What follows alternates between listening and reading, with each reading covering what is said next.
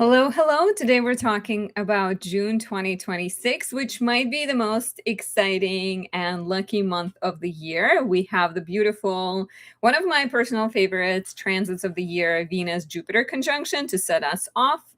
And it is bound to bring good luck, opportunities, abundance, and new beginnings.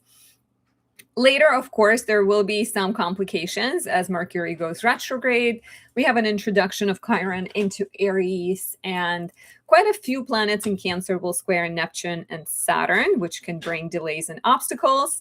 So we're going to take a closer look, break down the month coming up, and talk about these events for all 12 rising signs. Not all of the events, the most important events. So hello and welcome. If you're watching live, say hello. Let me know where you're watching from.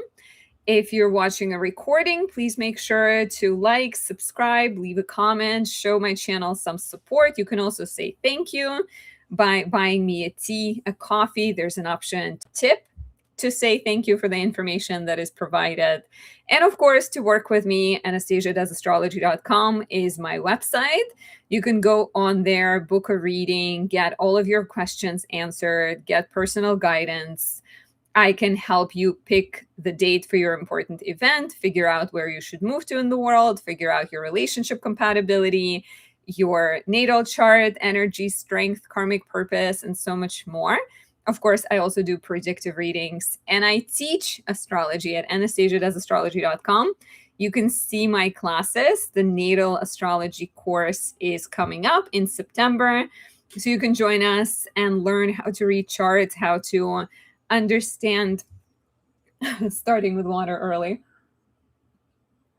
how to understand your soul's purpose, why you're here, and how to live life that is peaceful and harmonious and feeling uplifted. Astrology can definitely help you do that. One last announcement. I have made money-focused candles last week, a little bit over a week ago. This is Money Mercury.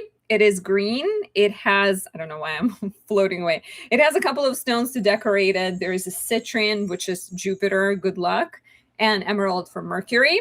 It can help with abundance, manifestation, financial increase in your life. Also really good for any writer, communicator, business person, somebody in sales, whatever you need to speak, write, and make money, basically everywhere. So you can find that, all of that at Anastasia.astrology.com. We pin a comment. So we have the pinned comment. So if you have any questions, you can refer to my website. And yeah, keep letting me know where you're watching from, what your rising sign is. That is always, always exciting. So I'm going to start by taking a look at the month and highlighting the most interesting dates, noting what is worth watching out for, which dates can be benevolent and lucky, what just the overall energy of the month is. And then we'll take a look at some of the most important transits for all 12 signs. To have this match you the most, the best is to book a reading, because then it's tailored to your unique chart versus these are more general horoscopes. Always recommend getting that. And also I have subscriptions, so you can get monthly readings with me every month if you're so interested. We have Catherine watching from England, Senili Yesil from Turkey. Hi, Julia, fellow Libra rising. Good to see you. Catherine, Virgo rising. Bhavana said hello, but I don't know if she's watching right now. But hi, Bhavana, if you are here. So we come into June from a rather intense end of May. We've had, the planet of love deal with squares to Neptune and Saturn. So there could have been some obstacles, some tough choices, tough decisions. We had an intense Mars-Pluto square. We're actually in the midst of it right now in May as I'm filming this. So there was a lot of intensity. There were a lot of obstacles. There could have been some harsh reality checks and realizations that you have to make compromises. You have to move a little bit slowly, or you may have felt like you're pushed to move fast. And so as June begins, there is more opportunities to figure things out. And as mentioned, one of my favorite transits this year occurs very early in June, around June 9th, as we get the magical Venus-Jupiter conjunction. So on June 1st, you can see in this chart, they're about 8 degrees apart, and by June 9th, they meet together. So let's go through the month chronologically and talk about what is worth watching for. You feel free to grab your notepads and take notes and jot down some good dates, challenging dates, opportune times. Hi, Bhavana. Nikiori is watching from Canada. Hi. Okay, so June 1st begins with Mercury entering Cancer. The planet of the mind is going to be here for 2 months until August 9th, which is significant because Mercury is getting ready to go retrograde. Mercury in Cancer is a sign of more sensitive communication, which can be helpful for making amends, asking people for help. It's a good time for writing because Mercury in Cancer has a really good retentive power. It is ruled by the moon, after all. And so you may feel inspired to write about the past, write about things that you're emotionally connected to, or talk about the past. There is kind of strong intuitive communication, but also a more, let's say, you may feel a lot more sensitive when it comes to conversations with others. And then on June 29th, Mercury is going to go retrograde, which is obviously a sign that some of the things that you will be doing the first 30 days of this transit, let's say whatever you're working on in June in the Cancer sector of your chart, will need to be reviewed, redone, rethought, revisited in July, because Mercury is retrograde from the 29th of June until July 23rd. We'll talk about that when we get to Mercury retrograde part.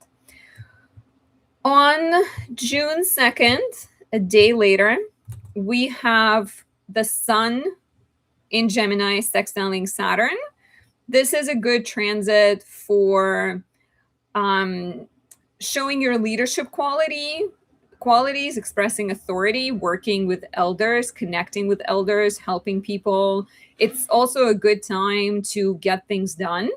You're likely to be quite focused and productive, and you may actually get rewarded for perseverance. So the more patient you are this day, and for all of these, give them 3 days before, 3 days after. So if I'm saying June 2nd, assume that it begins around May 31st, and then it goes until June 5th.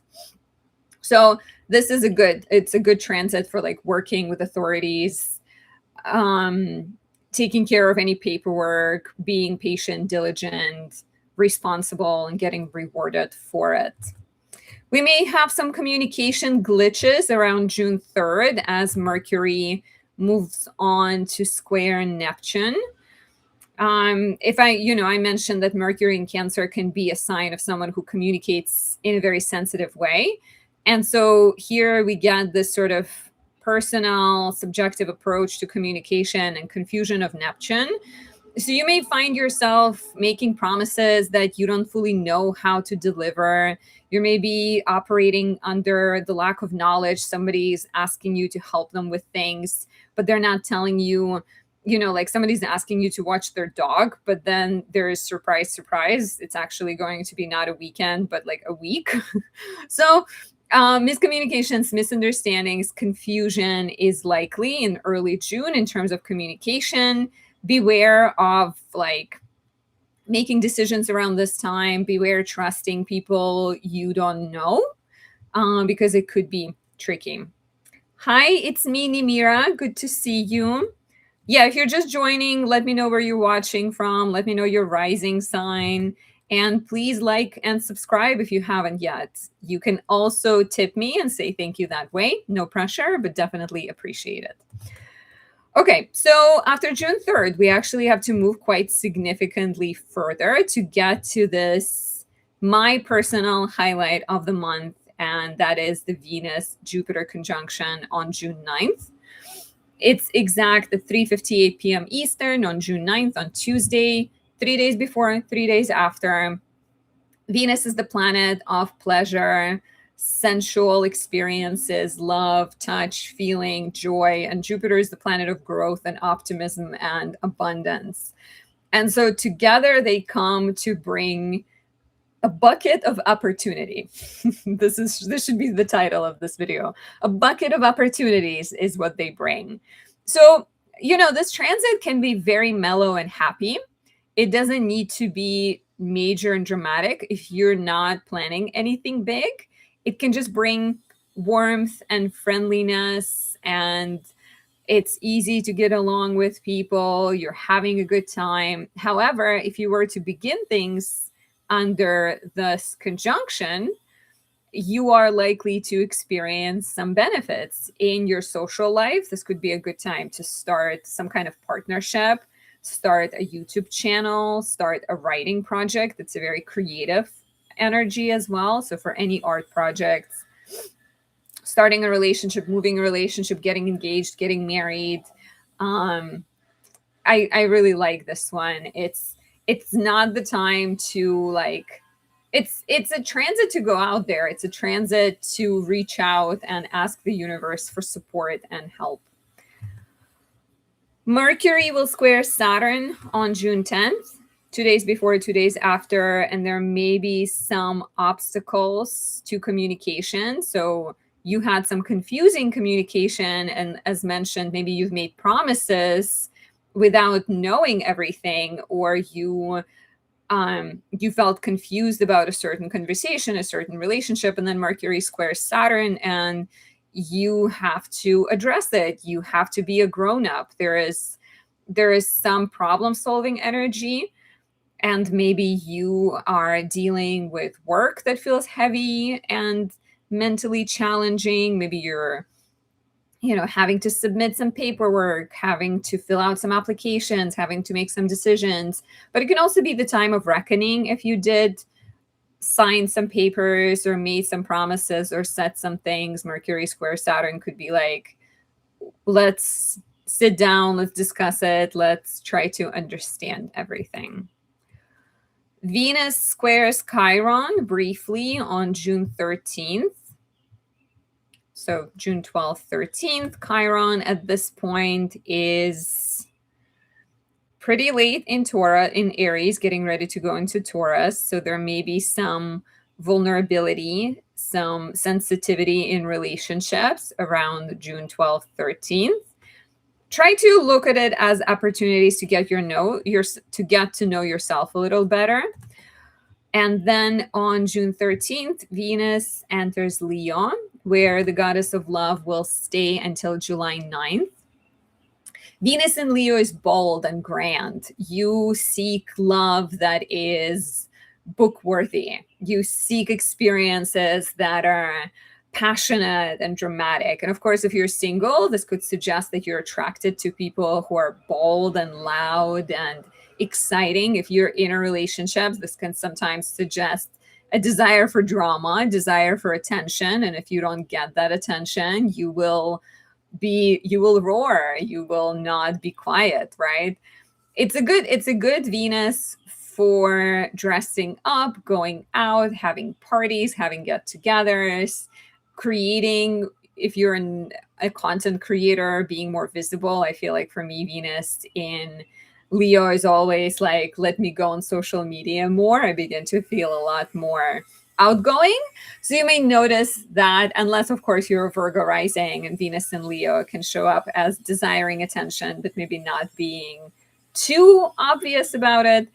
You got to watch out for being too extravagant, because Venus in Leo desires sort of passion and luxury. So watch out for overspending between June 13th and July 9th, and beware of that sort of prideful attention seeking to a point of too much. And also keep in mind that someone who throws a bunch of compliments your way is not always the perfect fit for you. So keep in mind that love and adoration are not always the same thing.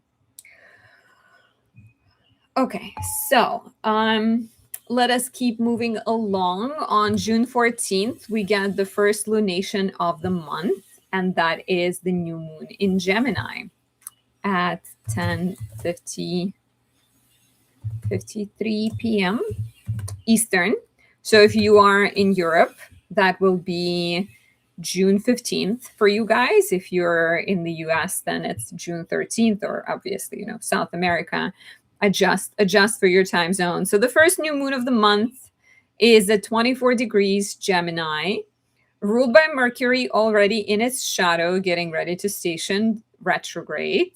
So it's an interesting new moon. It's a new moon in the curious, intelligent, chatty, social side of Gemini. So you're maybe starting social projects. You're maybe starting community-oriented projects, writing projects, business, website, anything that puts you in touch with other people. But the fact that it's ruled by Mercury getting ready to go retrograde makes me wonder if whatever you're working on will need to be reviewed, and maybe it can also be like a good new moon to get all the information ready, but not rush to take action necessarily, or just, don't hesitate. I guess don't hesitate to get started on the project you're excited about, but be ready for it to take longer than you expect, with Mercury slowing down and getting ready to go retrograde. Some of the work you're doing now will need to be redone, revisited, and maybe you'll see forward momentum around September, when Mercury is done with sort of the shadow and the retrograde. So it's like, start things, but do not rush things. Venus is making some pleasant aspects around June 15th and 16th. She first sextiles Uranus. There's Uranus at 2 degrees, 58 minutes of Gemini. And then she goes on to trine Neptune. So these are Monday, Tuesday, June 15th, 16th. You feel it that weekend around 13th, 14th. It's a fun weekend to do something different, to do something new, to go on a date with a person you normally wouldn't consider, to wear something you normally wouldn't wear, to make a piece of art you normally wouldn't do. There is this sort of gentle invitation to do something different, but you don't have to, because Venus sextiles Uranus. It doesn't square Uranus or conjoin Uranus. It's more like, if you were so inclined to have some fun that weekend of June 13, 14, the energy is there for you to harness and take advantage of. And with Venus trine Neptune, you're maybe just like more interested in creating, having fun. There may be some opportunities to escape. I would always warn you to not overspend, right? Because Venus Neptune, there might just be, again, this sort of tendency to be like impulsive, fiery, make decisions that are not so great for you. Lena, hi Lena. Lena is one of my students, so is Bhavana. It's good to see you guys here. Okay, so then we're moving into a more frustrating Venus aspect. So you have kind of the good few days here with Venus aspecting Uranus and Neptune, and then she opposes Pluto. Da-da-da-dum. Venus opposite Pluto is time of shadows becoming apparent in relationships, power struggles, tensions. That could be romantic relationships, that could be creative partnerships, that could be your relationship with your friend.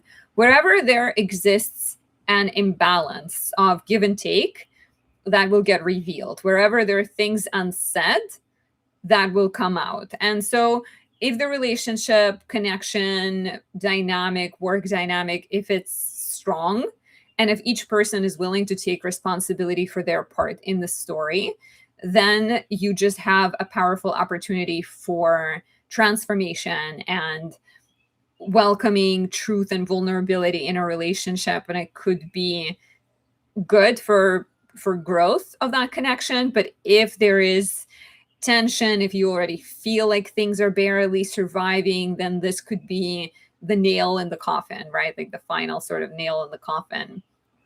It's a good time. It's a good time to perhaps be open and honest with yourself and with other people, and maybe be proactive and initiate some therapy or some shadow work instead of waiting for it to surprise you.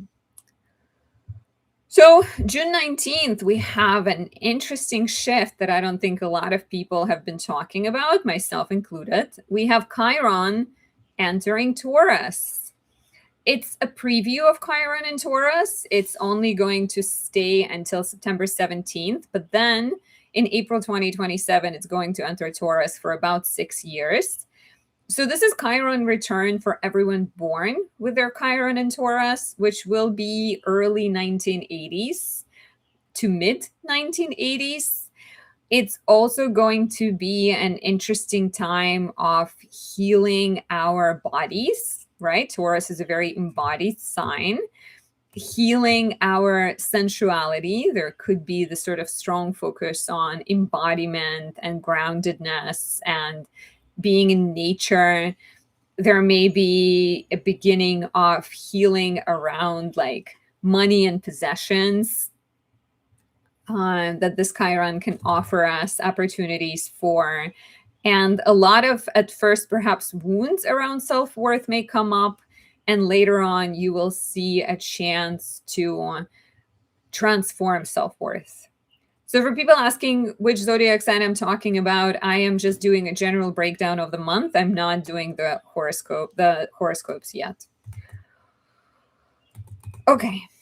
So Chiron and Taurus is interesting to watch for, especially specifically where it falls in your chart. And if you want to understand like personally what it means for you, how it's going to affect you, how it's going to bring up wounds and healing potentials, book a reading at anastasiadoesastrology.com to dive in and talk about it, especially if you were born with Chiron and Taurus and you're about to go through your Chiron return. On June 21st, the sun enters Cancer and we get our summer solstice, which is an energetic turning point in the year. We're moving from, this is the maximum amount of light, right? It's the summer begins and we are very much in the light time of the year. Cancer is a cardinal sign, so there are opportunities for new beginnings here, and it urges you to spiral back into the center of things, to connect with your heart, to connect with your family. Cancer season offers opportunities to clarify your emotional priorities, your emotional loyalties, right? Like what is central to you, and then act from that place onwards. And for a short week or so, we have 3 planets in Cancer. A little less than a week, but we have the Sun, Jupiter, and Mercury in Cancer. On June 25th, we have, let me move it to June 25th. We've got Venus trining Saturn. Could be powerful for relationship conversations. If you dealt with these power struggles that I mentioned, Venus trine Saturn could be like, okay, let's look at things from a cool-headed, level-headed perspective. Let's figure things out. Let's discuss things. There's more opportunities for stability, commitment in relationships, in contractual agreements, in partnerships of all kinds. However, around the same time, we have the Sun squaring Neptune, so certain confusion might remain. I think with Venus trining Saturn, Saturn squaring the Sun squaring Neptune, there is some potential to move through confusion with diplomacy and tact and patience. So the more patient you are, the better. But the Sun square Neptune around the same time on June 25th, 3 days before, 3 days after, may suggest that you're finding yourself in a bit of a lull at the end of the month. You're less motivated. You're maybe dealing, the Sun represents vitality. So there's maybe some health issues or tiredness, sleepiness. So it's going to be like a little bit of a lower period in the month. Bhavana is asking, where's the tip button? I can't find it. It might not be available in some countries, but it's supposed to be a circle with a dollar sign or like a square with a dollar sign.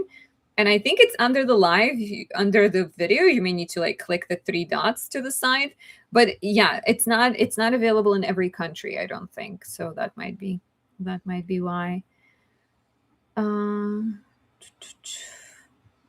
Asia Dyer says Taurus 11th house with Venus there. I wonder how the Chiron transit will affect my natal Venus.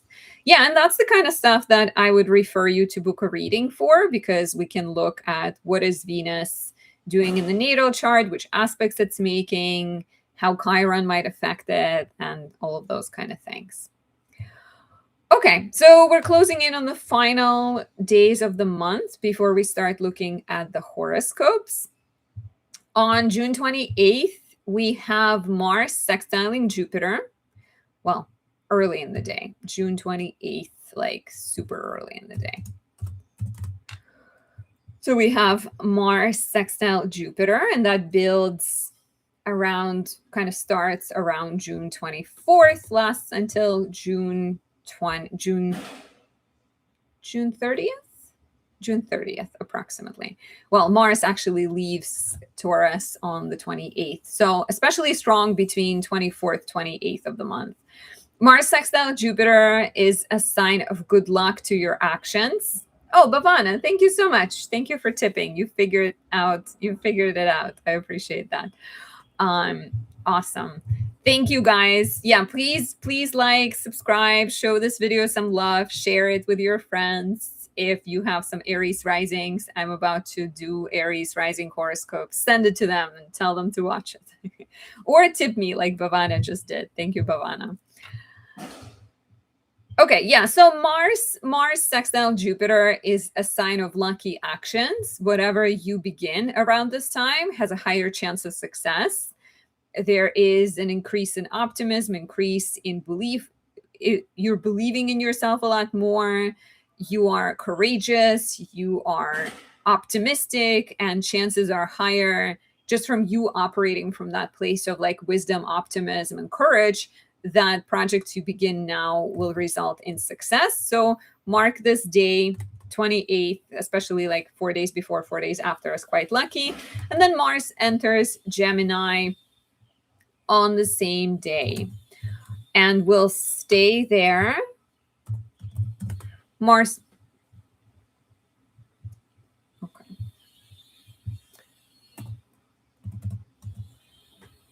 So Mars stays in Gemini until August 11th, about a month and a half. Mars is the planet of action. In Gemini, it uses words to get things done instead of brute force, right? You become clever, you become adaptable, flexible. You are more interested in relationships that stimulate your mind. You have multiple interests. Watch out for being too scattered, having sort of too many interests. What is interesting is if you see right around this time, we have Mercury getting ready to station retrograde. So Mars is entering the land of Mercury, and Mercury is turning backwards. So this is a bit of, this is where the part of the month where things begin to slow down. And it may be best to, I feel like my speech has slowed down. It may be best to avoid rushing into things. So just the day after Mars enters Gemini, we have Mercury completely stationing and turning retrograde. So Mercury will move backwards from 26 to approximately 16 degrees Cancer. Extra significant if you have planets between 16 and 26 degrees Cancer, Capricorn, Aries, or Libra, the 4 cardinal signs. There's also a sense that Mercury will offer you a chance to review, rethink, redo, right? And because Mercury rules Mars presently, there is perhaps a sense that some of your intellectual projects, some of your social engagements, some of your interests will require a revision and will require other steps to bring things into reality. And Mercury in Cancer is, again, it's just sort of this like, Cancer is about feelings, it's about the heart and doing things from the heart. And so I think there's going to be a sense to reconnect with what matters. On June 29th, we also get our second lunation of the month, and that is the full moon in Capricorn. The full moon at 8 degrees, 14 minutes Capricorn. We are completing chapters from January 2025 when we had the new moon in Capricorn, so reflect on that. The full moon also squares Saturn. Saturn rules the full moon, and the full moon also squares it. So there is a bit of a frictive, challenging energy, right? Like we have the moon in Capricorn, which wants to create success, abundance. It's ambitious. It wants to reach its goals. It wants to be traditional and conservative in a lot of ways. And Saturn in Aries may be too forceful. There may be like a sense of expanding outside of your comfort zone, having to move too fast. And maybe if something feels uncomfortable, if something doesn't feel quite right, you will get an opportunity to reset your boundaries and figure things out. And again, Mercury is retrograde, so there's also the sense that it's better to move slowly because the full moon in Capricorn is about kind of like getting your priorities clear and in check.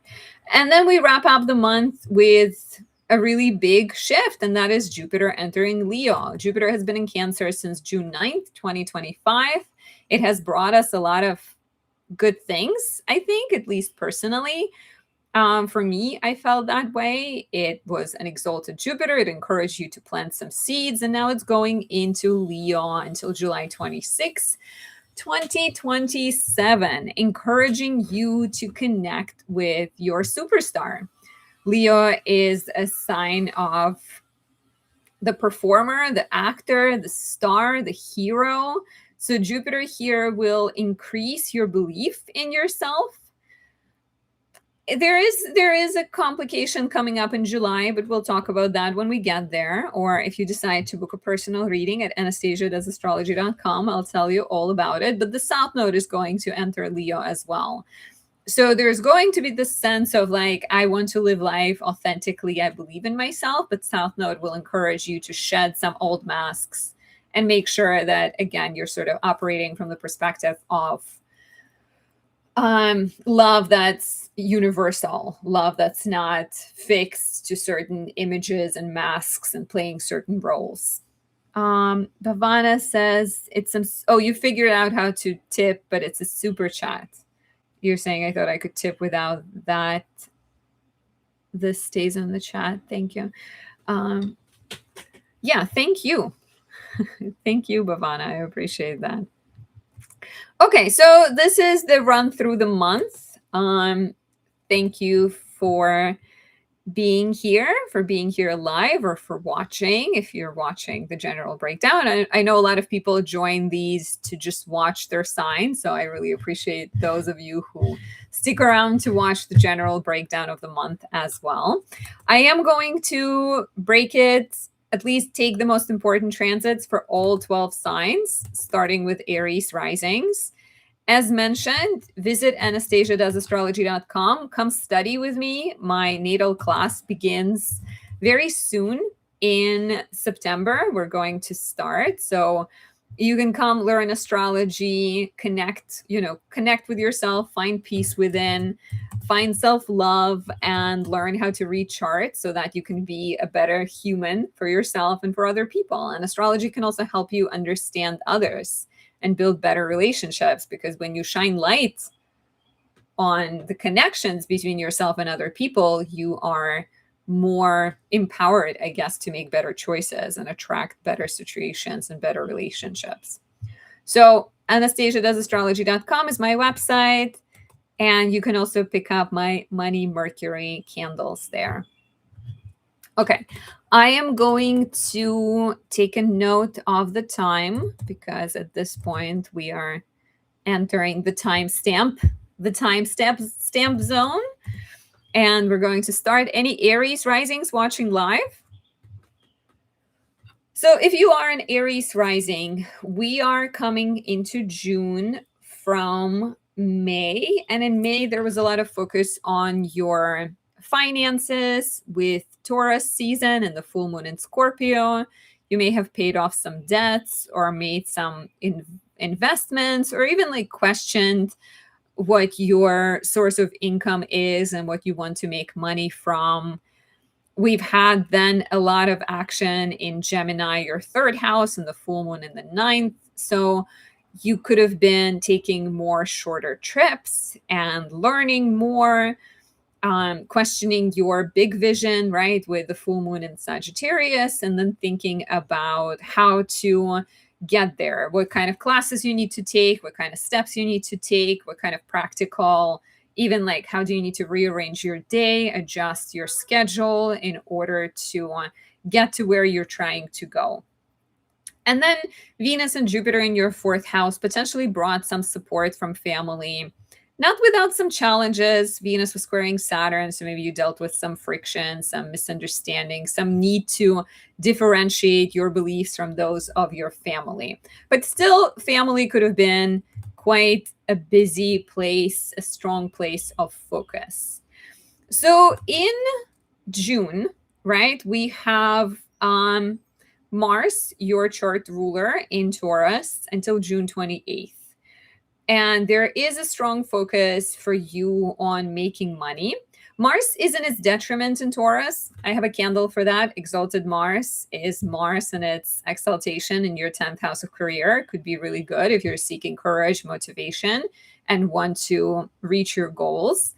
But Mars in Taurus is in detriment because it's Mars that much rather would like chill in the field, smell flowers. So it's a bit hard to get yourself started with Mars and Taurus. So you may notice that in June that you are a lot, it just requires more energy. Like you may be thinking about a lot of things, but to actually get yourself going might be a little bit harder, might be a little bit more complicated.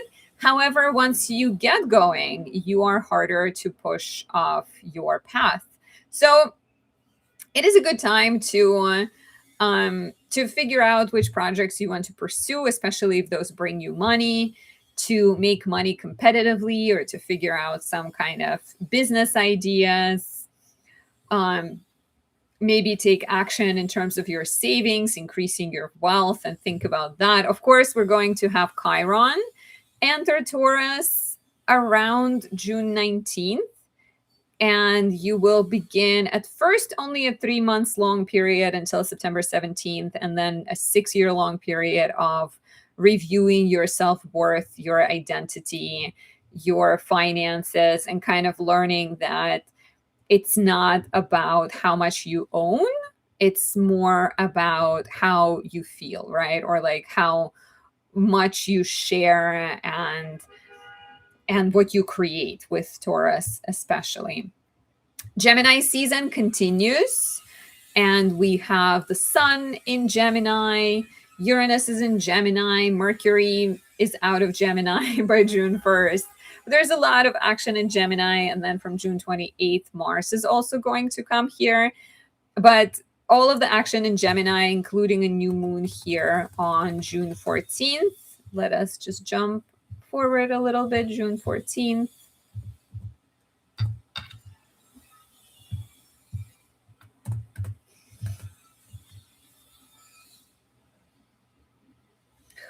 So a lot of action in Gemini, as mentioned. This is your third house. This suggests that June is likely to be busier for you. There's more phone calls, more messages, more ideas, more meetups. You're seeing your siblings, you're meeting friends.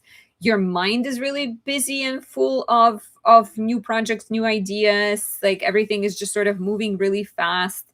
If you're a writer, this could be a very fertile time. If you are your job requires networking and connecting with people, there might just be more of that going on. And the new moon on the 14th is a powerful new beginning in terms of writing, communication projects, studying. You're maybe signing up for a class, you're maybe taking like a driver's test, or you're applying for some kind of documents and visas. Third house is, it's like full of opportunities to communicate and connect with your community and also expand your skill set. For some of you with Mars in the second, there may be opportunities to start a business. With Mercury ruling this new moon in the fourth house of home and family, I can also see new beginnings in the lives of a sibling having a child, a sibling graduating from college, a sibling becoming a doctor, and now you have a doctor to go to.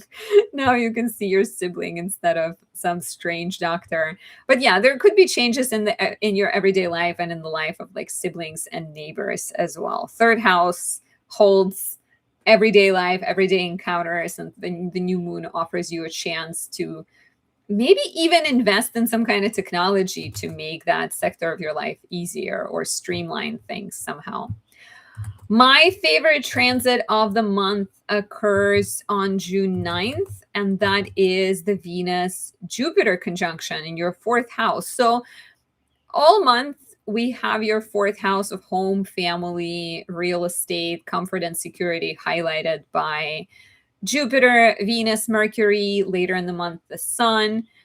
So while Gemini season is offering you more opportunities to socialize and explore new ideas, Cancer season and pretty much the rest of June, even during Gemini season, suggests that your heart might be with your family right now.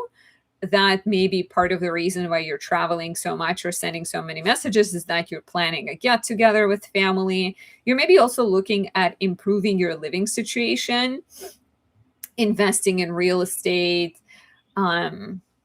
redesigning, redecorating, right? Mercury's getting ready to turn retrograde here. So something in the home will need to be reviewed, revisited, redone, rethought. But Venus Jupiter on June 9th is really powerful. Venus rules your seventh house of relationships, your second house of money. Jupiter rules your ninth house of education, your 12th house of spirituality and mental health. So there may be some education, travel, spiritual experiences here. You're maybe finding healing in the home, moving past childhood wounds, reconnecting with a family member you haven't seen in a while, feeling sort of like supported, maybe even getting financial support from the family, right? With Venus ruling your second house. Romantically, this could also be quite interesting because Venus rules the seventh house of relationships. You may find yourself meeting a person who is in real estate. Maybe they are your real estate agent, or somebody from the same hometown as you are, or you meet someone at a house party, fourth house, right? Sometimes you may see a person connecting with someone like when they go to like a house party. But it's a really good period for growth in the home and with family. Some challenging dates here with sort of family and maybe some disagreements are June 3rd, 10th, 13th, and 25th. And that is Cancer planets squaring this pile up of planets in Aries, because of course you still have a lot of responsibility on your shoulders. You are with Saturn in the first house, you're very focused on your identity, understanding yourself, and like you are your top priority right now on many levels. So whatever is growing in the home and family will need to be balanced with personal interests and personal priorities. The full moon on June 29th brings completion, transformation, endings to your right, June 29th. I'm putting June 30th because it's later in the day on the 29th. So the full moon at the end of the month And this is already Taurus rising. That's what confuses me about it. 1 second. Okay. So there is the full moon. The full moon on June 29th. Never mind that this says June 30th. The full moon is on June 29th, and it brings completion to your career sector. Projects that got started on January 3rd or in early January, late December may come full circle. There could be opportunities to get a raise, get recognition, some kind of rewards professionally. Maybe you're completing a project you've been working on for a long time. There may be a sense of ending professionally if you're getting ready to wrap up a project and go off and start a new job. There may be sort of an interesting shift. And of course, the full moon is squaring Saturn in your first house, and it's ruled by this Saturn. So you are completing things because you're driven by a desire to start major personal projects, but there may be a little bit of friction because the path that you're choosing may contradict expectations of family or the vision people have of yourself. So there may be a little bit of friction. And if you are an Aries rising and this is resonating, please share how this resonates and what you expect this being for you. And then our other important transit of the month occurs on June 30. And that is Jupiter entering Leo, joining Venus in Leo. So Venus actually comes into Leo on June 13th, and she stays there until July 9th. Venus really likes the 5th house, which is where she's going to be for you. And then Jupiter joins on the 30th of June to stay for a year and almost another month.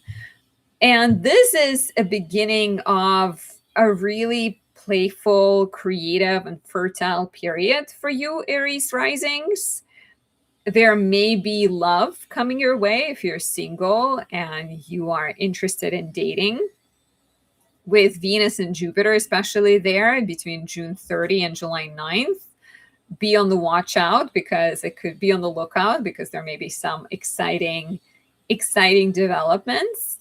There's a little bit of friction on June 17th as Venus opposes Pluto, maybe some tensions with friends or some power struggles in your romantic relationship. But generally, Venus and Jupiter here suggest a start of a really romantic, a really creative, a really inspired, and fertile year. I'm going to repeat myself, but Jupiter will be in your 5th house for a while, and Jupiter in the 5th house is very much a sign of you being more open to having children. It may be very easy to get pregnant, so take this information, do with it as you wish. If you don't want to get pregnant, you're not interested, then use double protection. But this transit consistently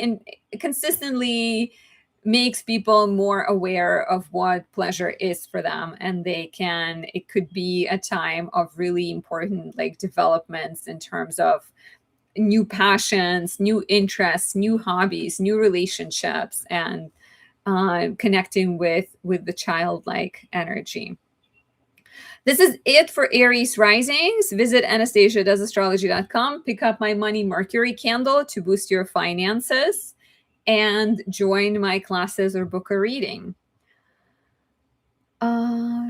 Draco Max says, watching from Santiago de Compostela, Galicia, Spain. Jenny says, Venus and Gemini, Cancer, Leo, Scorpio, and need to ask for salary adjustment. Good luck.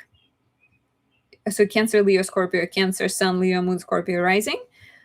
Aniri, 1987, Scorpio, rising, Libra, Sun, and Venus. June looks good, right? And Capricorn, Moon. It looks mostly good. Yeah, for the most part, it looks like a really good month. Ola asking if I'm doing personal readings right now. No, I do personal readings on Monday evenings. Potentially, I will expand it, but this is a June horoscope video. So I'm doing June horoscopes right now. Any Taurus risings with us?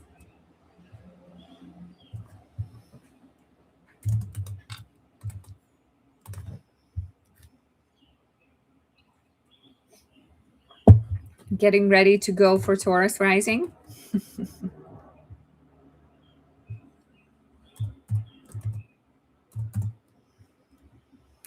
If you are a Taurus rising, May brought a lot of, so this is July. 1 second, June.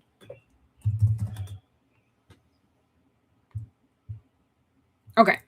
So if you are a Taurus rising, May could have brought a lot of action in your first house, opportunities to reinvent yourself. You maybe have been more active. Maybe you dealt with more fights and drama. There could have been some work friction with Mars squaring Pluto.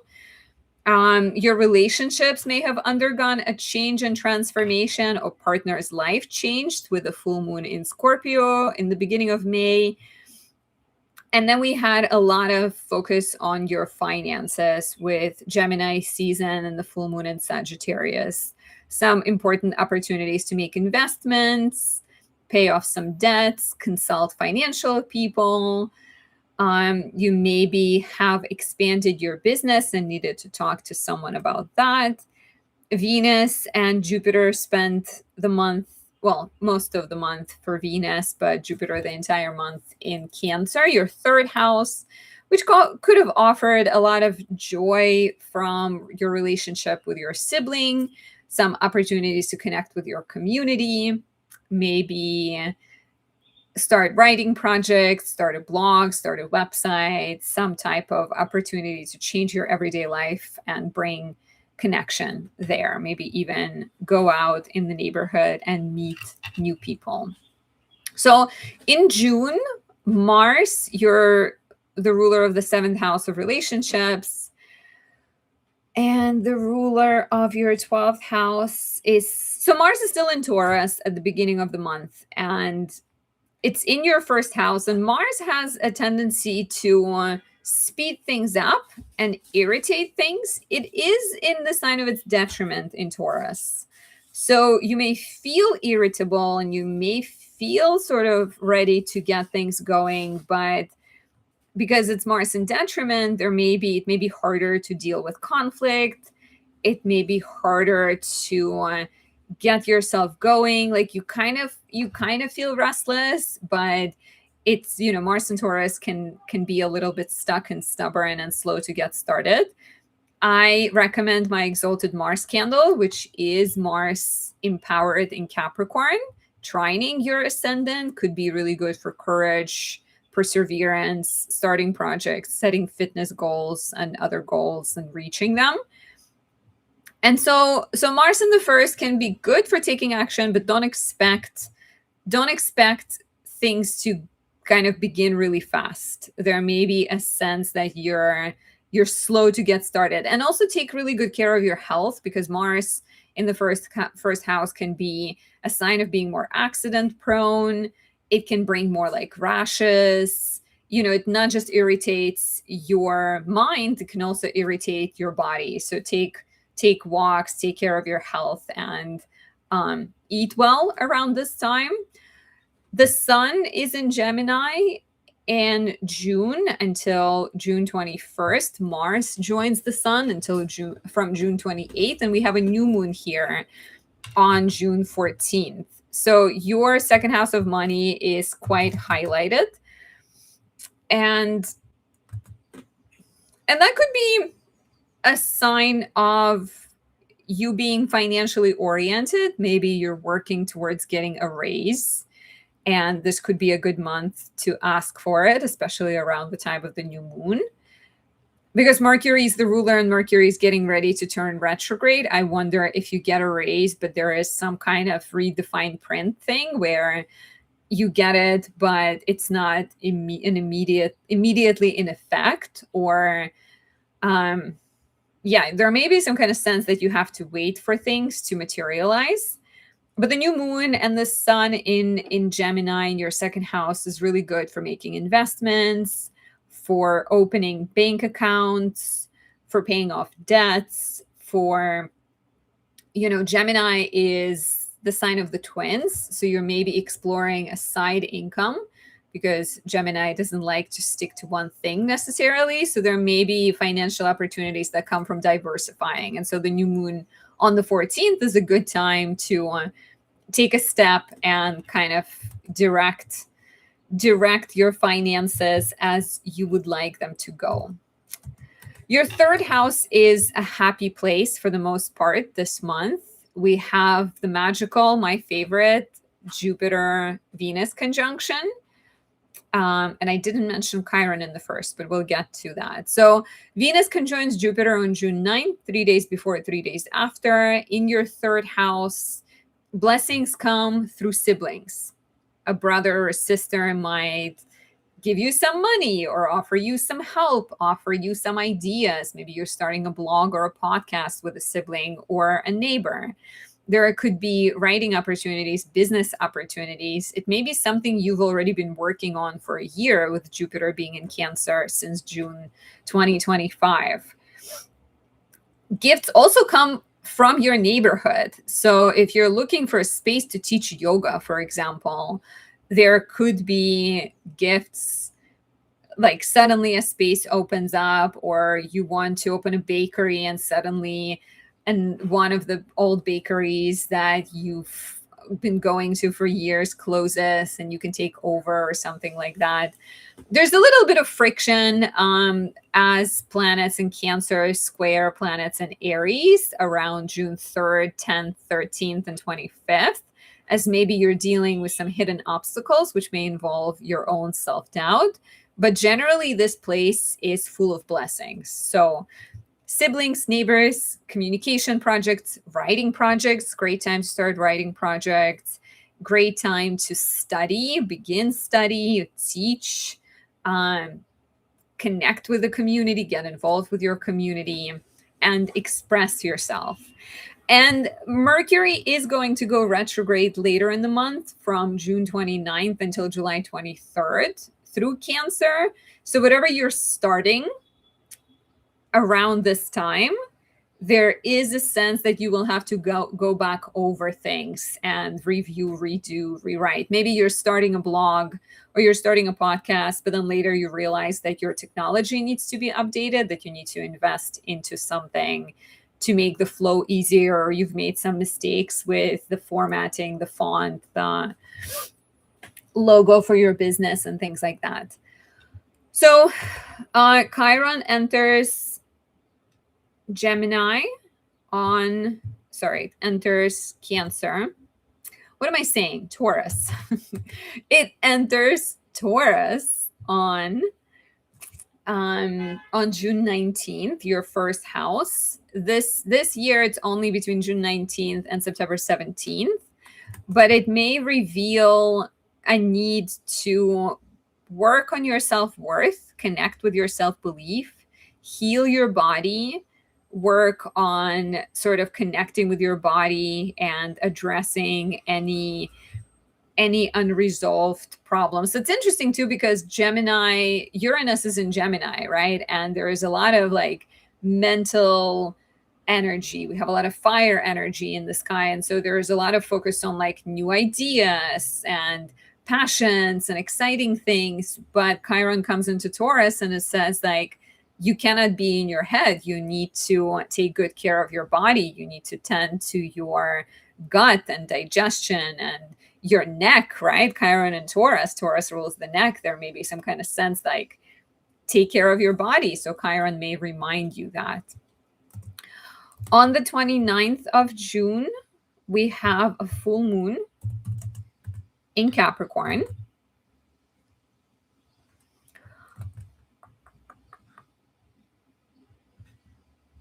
So I'm going to put the 30, but disregard that. The full moon is in Capricorn. It's just later in the day. I don't want to change it because then it's going to give me a different rising sign. So the full moon in Capricorn highlights your 9th house and completes projects started in January 2026, offering you a chance to finish a course of study if you've been learning something. There may be a trip that you've been planning that you go on, or a trip that you finish planning around this time. There may be some ideological shifts that are happening. The full moon is ruled by Saturn in the 12th, and it occurs in your house of education, travel, writing, publishing, and faith. And so it can also be about this sort of tension between your everyday thoughts and your big beliefs. Because the sun is in Cancer, the moon is in Capricorn, Saturn is in Aries. Saturn in Aries may be revealing your self-doubt and ways in which you sabotage yourself.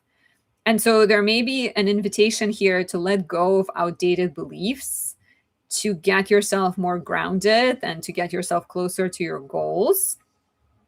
There may be a sense of having to declutter your, let's say you've been really into traveling or you've been really into learning, right? And so there may be a sense that some of that needs to be completed so that you get a chance to actually build something. So like taking your knowledge, completing a course of study, letting go of self-defeating beliefs so that you can actually create something tangible. That's what's coming through for me around this time of this full moon, and very much about letting go of rigidity, right? Like, where are you being too sort of stubborn in terms of your beliefs to a point of unhealthy.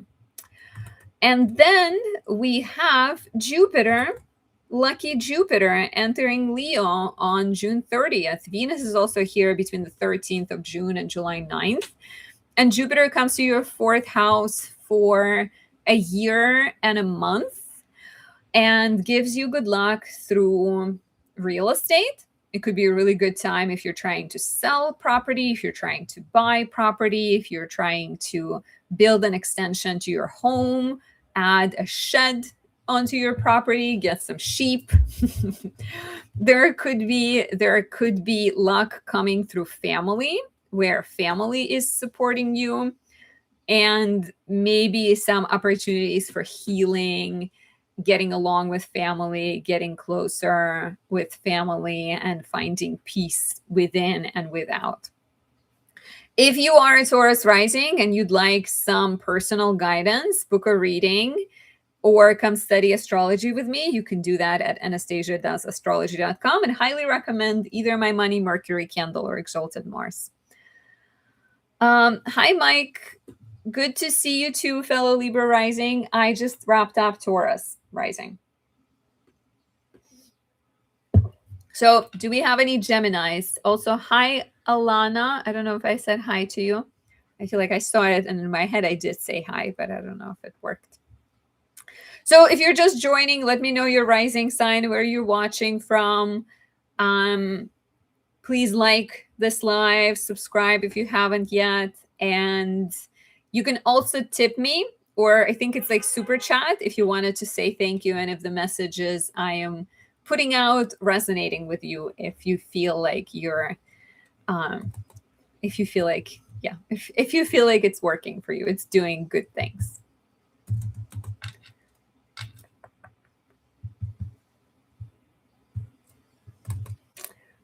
Wamban Mama Goddess saying hi, I'm right on time. Gemini rising. Perfect. Mike saying everyone hit the like for Anastasia. Yes, please do. It's really easy, but it shows this live to more people. It shows my channel to more people. And if, I keep showing up for you, you keep showing up for me, we create a lot of beauty in the world, a lot of support, and one cannot go wrong by supporting each other.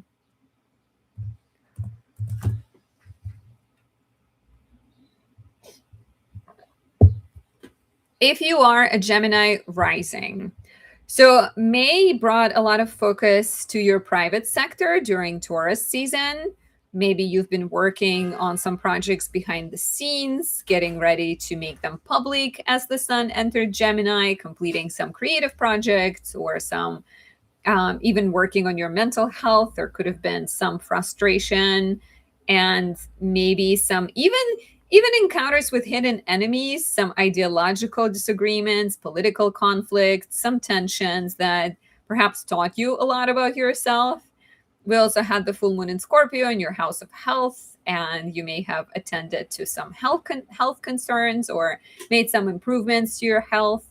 And then your houses of identity and relationships were quite active during the Gemini season, you maybe felt more energetic, were more visible, spoke about yourself a lot more, just felt sort of energized by Mercury, your chart ruler in the first house. And we had a full moon in the seventh house of relationships to wrap up the month, bringing change and endings and completions to your partnerships, contracts, agreements. And then, of course, your second house of money and values could have been quite empowered during the Venus and Jupiter co-presence. Except maybe you dealt with some conflicts of values with your friends. Maybe money went towards a friendship, or taking, maybe you even found yourself financially supporting a friend, or you could have kind of had some blessings financially, but there could have been some obligations that took your money from you for one reason or another. So we begin June with Mars still in your 12th house, still in Taurus, still in the sign of its detriment. So Mars can be a bit tricky in Taurus because it kind of easily slides towards bullish and passive aggressive. If you are unhappy with something, Mars is here until the 28th of the month, so pretty much the entirety of June. I would urge you that you speak up about it. I would urge you that you don't let things fester, especially because we're going to begin seeing what Chiron in Taurus is all about. So Chiron is going to enter Taurus around June 19th, 20th, and will make you, it will bring a lot of insights, hopefully, but it can also increase resentments or frustrations. It can also increase the sense of doing things on your own, right? And Chiron and Taurus can also like create a lot of fears of being lonely, or a lot of sort of sense of not getting a lot of support. And I would recommend that you actually, ask people for support and express how you feel, because Chiron in the 12th house can also offer tremendous opportunities for healing, and it can help you understand the difference between being alone and being lonely, because being alone is not always a sign of being lonely. So don't go at things on your own, Gemini rising. Ask for help if necessary. You've just your 12th house, and it has probably taught you a lot about dealing with uncomfortable things. So just use this energy for good. What I like Mars and Taurus for this month is to kind of continue to work on your projects in private. Mars and Taurus could be really good for like, you have this book you're writing, or you have this product you're developing, or you're working on, maybe you're like knitting something, and Mars can give you a lot of sort of joy from going off and working on things sort of quietly and privately. Gemini season continues until June 21st, and then Mars also is going to enter Gemini on June 28th, which will be a very different vibe, right? Until June 28th, Mars is in your 12th house. You may also notice that your sleep is a little bit more disturbed with Mars and Taurus until the 28th of the month. So even more reason to be direct, to be more physical, to go on walks, make sure you're moving your body. But with Gemini season and Mars entering Gemini on June 28th, there's also a new moon here on the 14th of the month. You are continuing to investigate who you are. You are continuing to reinvent yourself with Uranus here. Maybe people are surprised by some unique sides of your personality that they didn't expect. You're more free on many levels. You seek freedom. You are true to yourself. You're becoming you're becoming more true to yourself. And if it alienates some people, if it frustrates some of your friends, let's say, well, let them go. If they don't support you around this time, maybe they weren't meant to stay. The new moon is ruled by Mercury in the second house of money and values, and there may be new beginnings in your life that like you're exploring a new career, you are exploring new professional directions, new sources of income. Maybe you're looking to retire. Maybe you're looking to start a business. This could be deeply personal. Maybe, again, there's just a sense of rebirth that comes from that personal empowerment and faith in yourself that this new moon is symbolizing. But generally it's also a good new moon to take care of your health and to maybe think of like workout routines, exercise routines, better diet, and anything that could be necessary for your health to improve.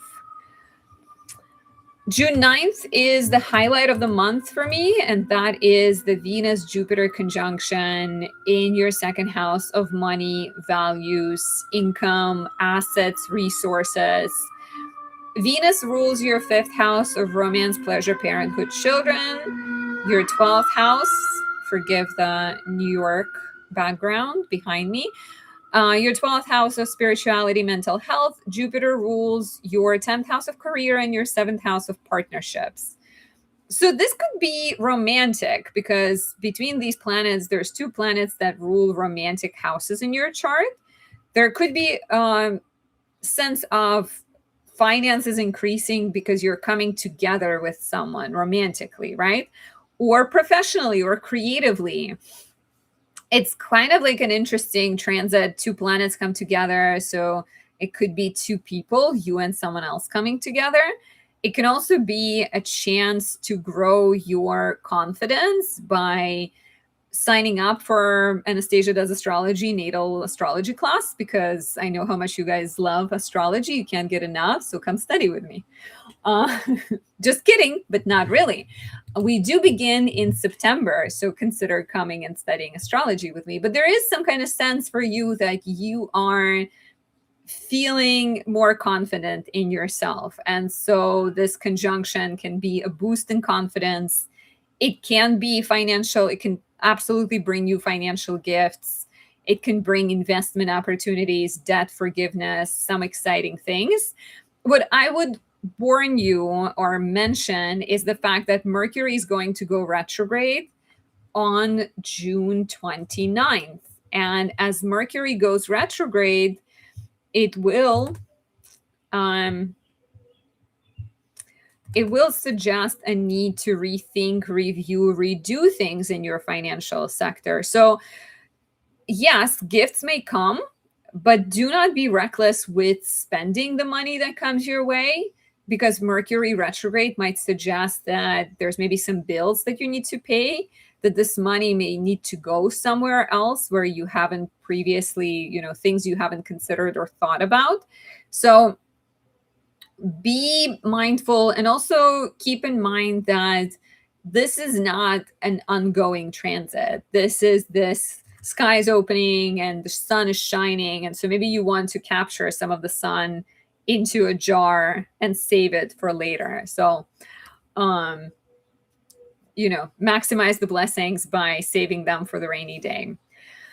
So, okay, the full moon in Capricorn on June 29th offers you a chance to complete a chapter involving debts, loans, shared finances. Maybe you're wrapping up partnerships. There could be some break with a friend, with Saturn in the 11th forming a T-square with the full moon and the sun. There may be some completion of, a friendship or a group project completing, or you kind of wrapping up maybe a long-standing partnership with someone. It's a good full moon to reflect on January 2026, when we had a new moon in your 8th house, and also a good full moon to reflect on boundaries and reflect on give and take dynamics in terms of like what you give, what other people give to you, what is fair, what is not, and what needs to be changed. A friendship doesn't need to end, but a friendship or a relationship may need to be transformed. And then on June 30, we have Jupiter going into the shiny Leo. Venus is here as well between June 13th and July 9th, bringing you blessings through siblings, neighbors, community, pleasant encounters in the neighborhood. And Jupiter just presses more button on that. Jupiter is here from June 30th until July 26, 2027. And Jupiter in Leo is a powerful time for writing, for business, for networking, community involvement. You feel more inspired, you feel more generous, right? You may find yourself in a position of helping other people creatively. Communication changes with Jupiter in Leo. You are someone who empowers other people, guides other people, and you're maybe interested in learning astrology. Okay, I'm going to stop. But you're maybe interested in learning things and communicating about things that like have this healing effect on people. So this is quite powerful and exciting. And if you want to keep talking about it, a lot of changes are happening in June and going on forward in July.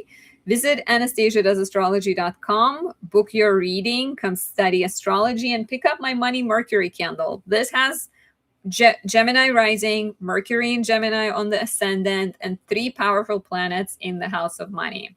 So go for it. Take advantage of it. Those candles will not last very long. You can find them at anastasiadoesastrology.com.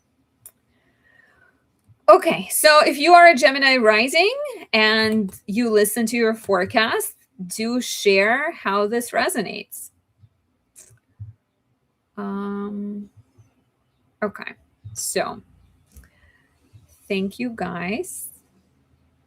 Giselle, I'm not sure what you're talking about, Giselle. You're saying you donated 20. I am not, these are not donation-based readings. Those are done on Mondays. And I don't know where and how you donated. I don't see anything on my end, so I'm not sure. I'm not sure what you mean. But for those who are watching this live and you want to say thank you for the information I am sharing with you, please, you can tip, you can do the super like and say thank you that way.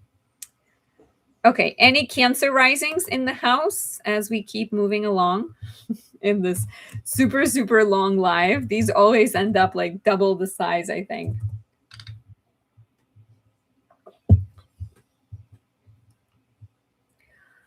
If you are a Cancer rising, so May has brought a lot of action in your 11th house, in your sector of friendships and networks and hopes and dreams. We've had Mars here, potentially encouraging you to work with others, start group projects. There could have been some friction with friends, some misunderstandings, some power struggles, maybe even conflicts about money with you and people in your network as Mars squared Pluto. You could have also been focused a lot on your children if you have any early in the month, or experienced changes and transformations in your romantic relationship with a full moon in Scorpio. And then we've had quite a lot of focus on Gemini and Sagittarius with Gemini season, Sagittarius full moon, which maybe highlighted a connection between your mental health and physical health, encourage you to retreat, let go. Maybe there was a natural sort of slow down in your workload and you've experienced some opportunities to, take a break from the mundane grind and go into the spiritual realm and learn astrology. I am teaching astrology. Come study with me. We begin in September. And sort of unload, especially with that Gemini season. Maybe you found a way to like retreat and escape into a book or into a different country, learn something new and relax that way. And then we've had the beautiful Venus and Jupiter in your first house in May. This continues in June as well. But that could have offered you opportunities to beautify yourself. Maybe you've bought some new clothes. Maybe you've gotten a haircut, done your hair, and also just felt more charming, attractive, and magnetic. I'd like to hope. There were some obstacles as Venus squared Neptune and Saturn. So you may have dealt with some authority figures, people in power, bosses, who it felt like they were standing in your way and they were being really unhelpful. So maybe you had to make some compromises along the way. So June still has Mars in Taurus, your 11th house. This could be good for group projects, This could be good for working with other people, for networking, for maybe working on your dreams. Mars is in its detriment in Taurus, which means it's slow to get going. It could be passive aggressive. It could be a bit of a bully. So whether you are expressing that in your friendships or you're dealing with passive aggressive and bullying people, that will depend. Of course, I'd recommend that you like say things as they come up, don't suppress them. Try to handle anger in a more passionate way, because a lot of times Mars and Taurus would prefer to like push it down, push it down, push it down until it comes up, and then it blows up and frustrates a lot of people in the process. Chiron is going to enter Taurus on June 19th for 3 months this year, and then for six years starting 2027. And there will be some maybe resentments revealed when it comes to friendships, and some healing that will need to happen in your social dynamics. You may begin to feel like you're doing a lot for other people and they're not necessarily reciprocating, and learn to figure out that friendships are more about the quality of the friends you have and not necessarily the quantity of the friends you have. You don't need 20 people in your corner if you have 2 good friends, right? Someone on each side of you so you can lean on them if you need help. Okay, Gemini season continues to highlight your 12th house. We have a new moon here on the 14th of June. And there may be, it's interesting because Gemini season is, for you, it's a little bit like hibernation before you wake up and start showing up and start shining. So there's maybe a lot going on, but it's a bit behind the scenes. You're maybe getting ready for something, right? Like maybe you're going on a trip, maybe you're moving to another country, maybe you're starting a new job, and there is all these things that you need to do. Gemini season can offer you, as mentioned, sort of a chance to take a step back, retreat, slow down. The new moon here could be about finding a better balance between your work life and your personal life. And it could also be about investigating something 12th house like. So the new moon on the 14th of June could be about healing and spirituality, and maybe, deciding to investigate this part of your life and become a healer, become a Reiki healer, an astrologer, a tarot reader, things like that. Or it can also be about letting go of self-defeating tendencies, investing into therapy, finding a therapist, and finding sort of more peace internally. And if astrology is what you seek to learn, AnastasiaDoesAstrology.com is where you can find my classes and readings, as mentioned before. So please be patient as I promote my work, as this is what I do, and I appreciate your support. So, okay, so then we have the most powerful transit of the month, or dare I say year, and that is the Venus-Jupiter conjunction on June 9th, active 3 days before, 3 days after. The 2 benefics, the 2 good planets come together in your first house of identity. This is lucky. This is abundant. This is optimistic. Venus rules your 4th house of home and family, your 11th house of friendships, networks, hopes, and dreams. Jupiter rules your 6th house of work, health, and service, your 9th house of education, travel, writing, and publishing. So could there be some growth in the family? Could there be a pregnancy? For sure, if that's what you're working on. Professional growth, meeting someone through your network, finding a job opportunity through your network. New beginnings that involve teaching, learning, guiding, mentoring other people. New beginnings that involve spiritual sciences and things along those lines. So it's a really exciting and empowered transit where you are very much reinventing yourself. Mercury will go retrograde in Cancer from June 29th until July 23rd. And it will affect you especially strongly if your ascendant is between 16 and 26 degrees of the sign. And so the things you're beginning will need to be reviewed, rethought, revisited. So if it is pregnancy, right, maybe you are having to like go over your wardrobe or go over your healthcare, your routines and things like that.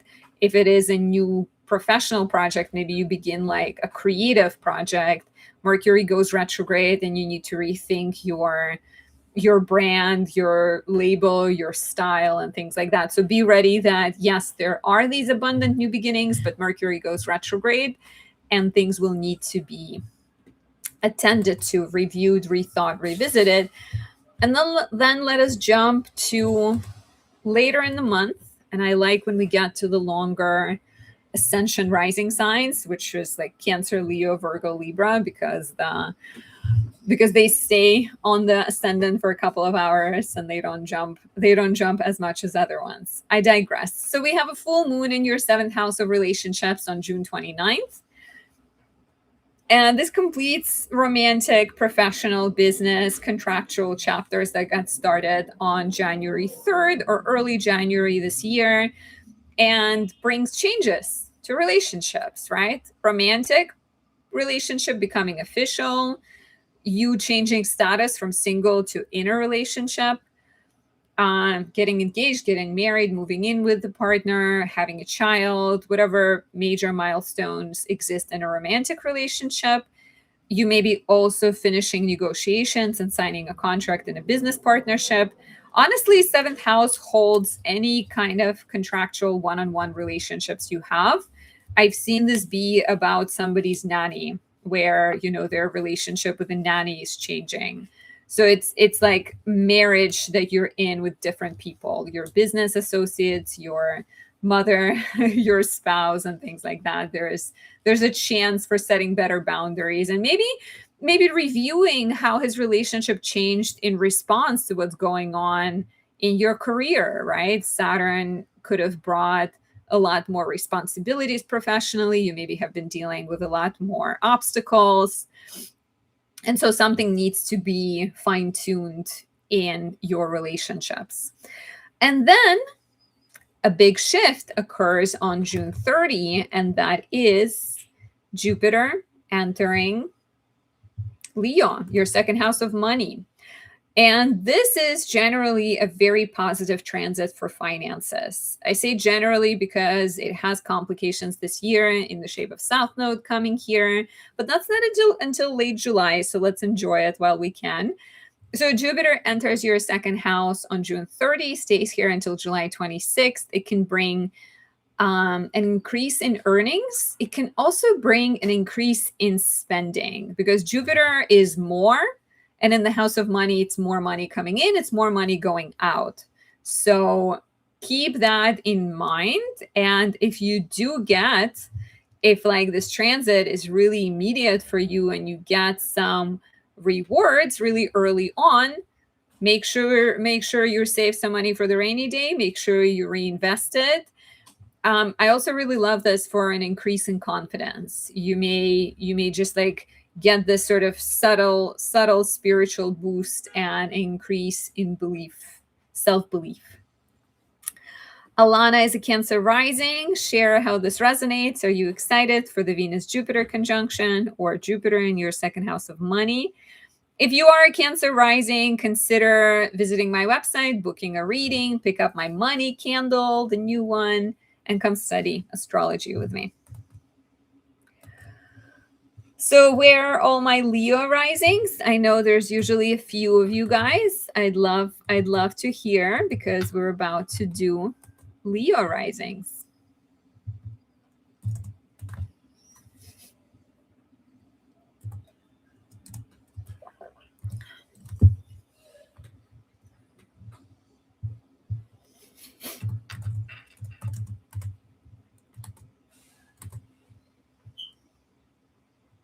Okay, we have Giselle as a Leo rising, Bluebird is a Leo moon. Any other Leo risings in the house?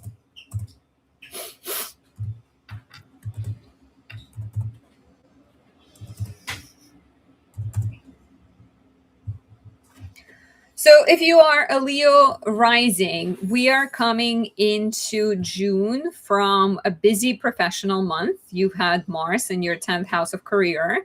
You maybe had a more ambitious, professionally oriented month. You may have dealt with some power struggles romantically or professionally as Mars squared Pluto. Gemini season highlighted your social life and offered you opportunities to connect with others, network. Maybe you've spoken on social media more or posted more content. There's definitely possibilities of like having a busier month in May. And then the full moon in your 5th house brought attention to your romantic relationship, maybe to the life of your children or to the topic of children as well. And yeah, we also had a full moon in Scorpio, so there could have been kind of home, family, children, parents, all of those things could have figured quite significantly in your life. So in June, we still have Mars in Taurus in your 10th house. It's here until June 28th, and it should give you the energy to take care of professional matters. With Mars and Taurus, there's always, one should keep in mind that Mars is in its detriment in Taurus. So while you have a strong desire to get things started professionally, it's like a slow to get started energy. So there may be like it may take you a while to figure out what you want to do and then set yourself off on that journey. There's also a danger of passive aggressive, bully like behaviors, and that can be coming through your workplace. Maybe it's your boss who's behaving that way towards you. Maybe you're just feeling frustrated and you're not quite sure how to express this aggression or frustration.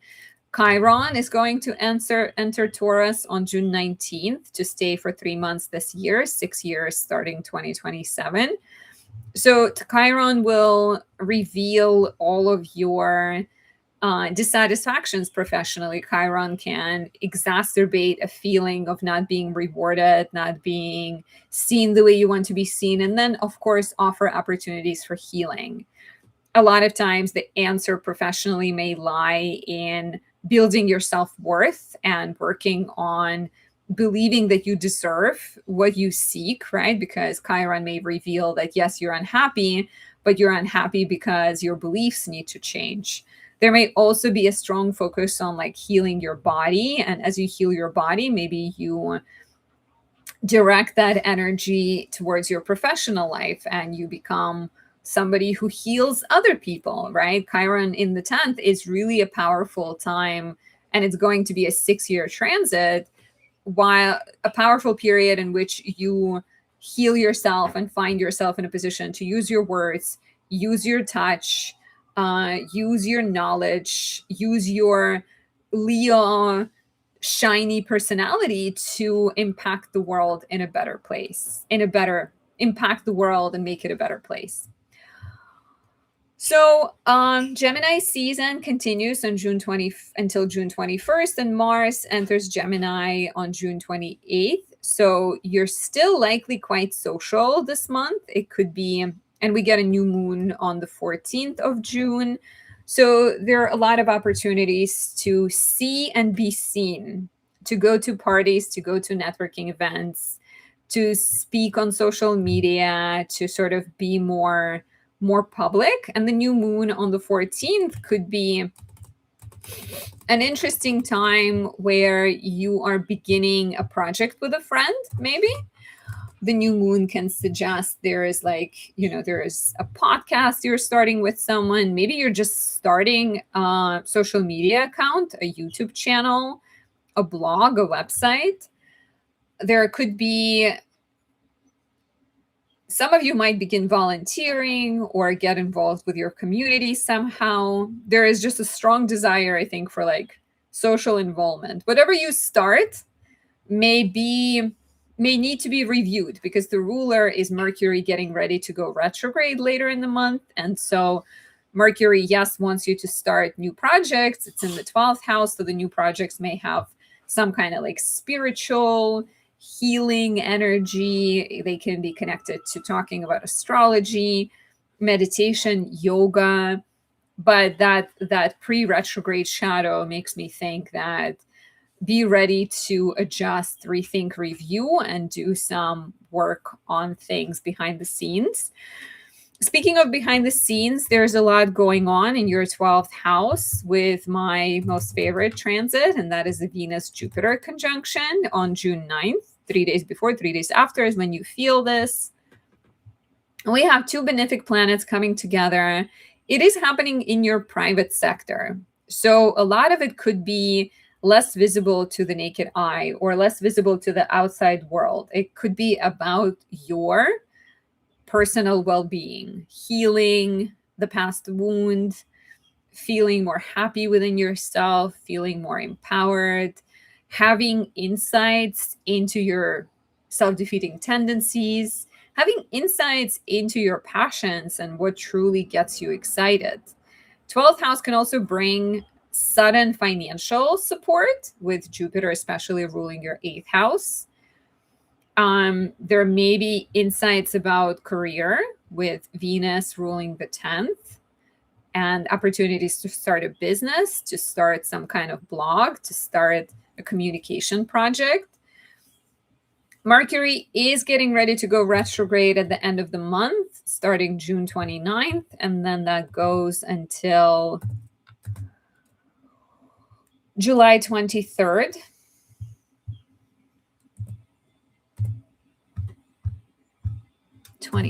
Okay.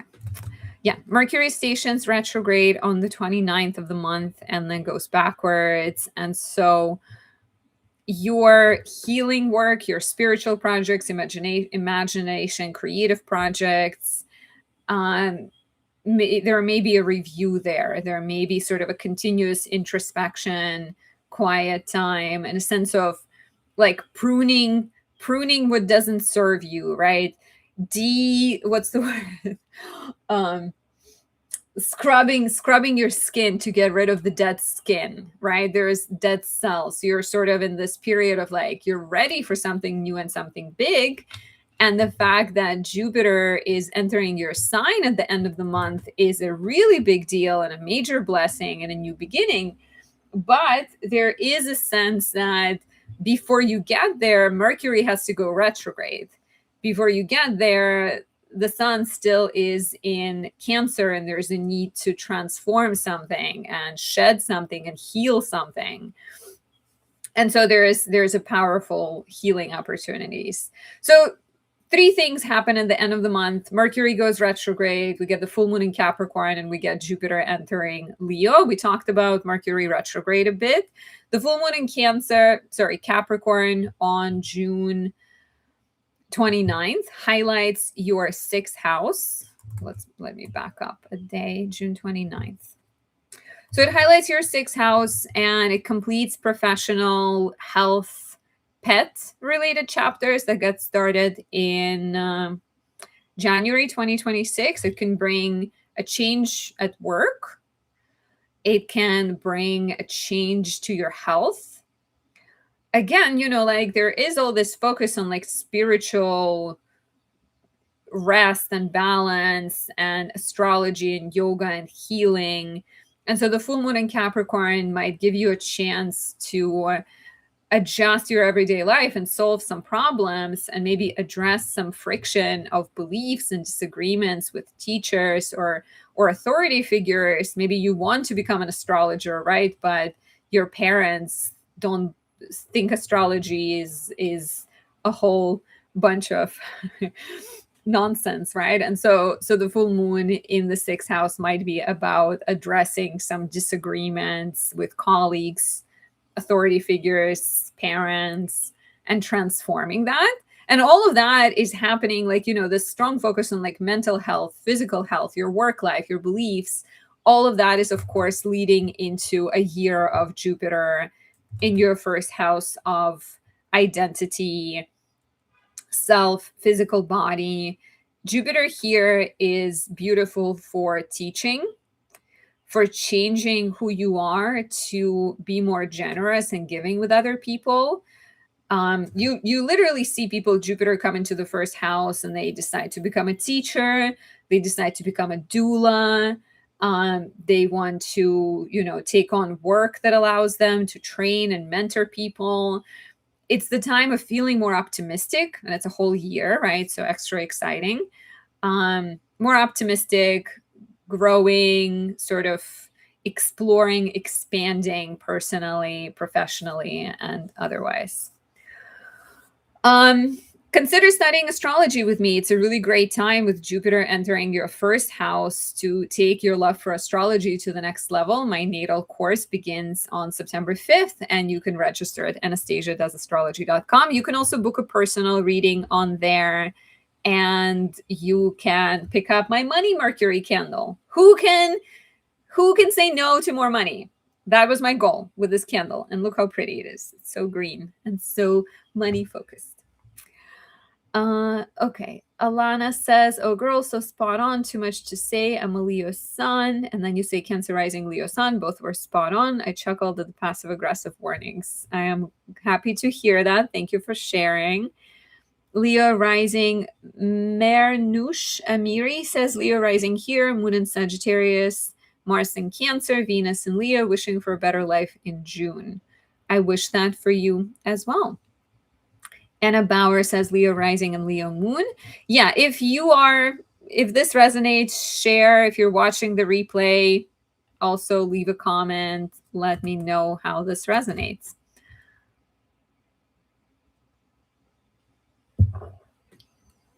Bluebird says Leo and married. Nice. Okay, so let us back it up again to June 1st. And move to Virgo rising. Any Virgo risings with me right now? Live.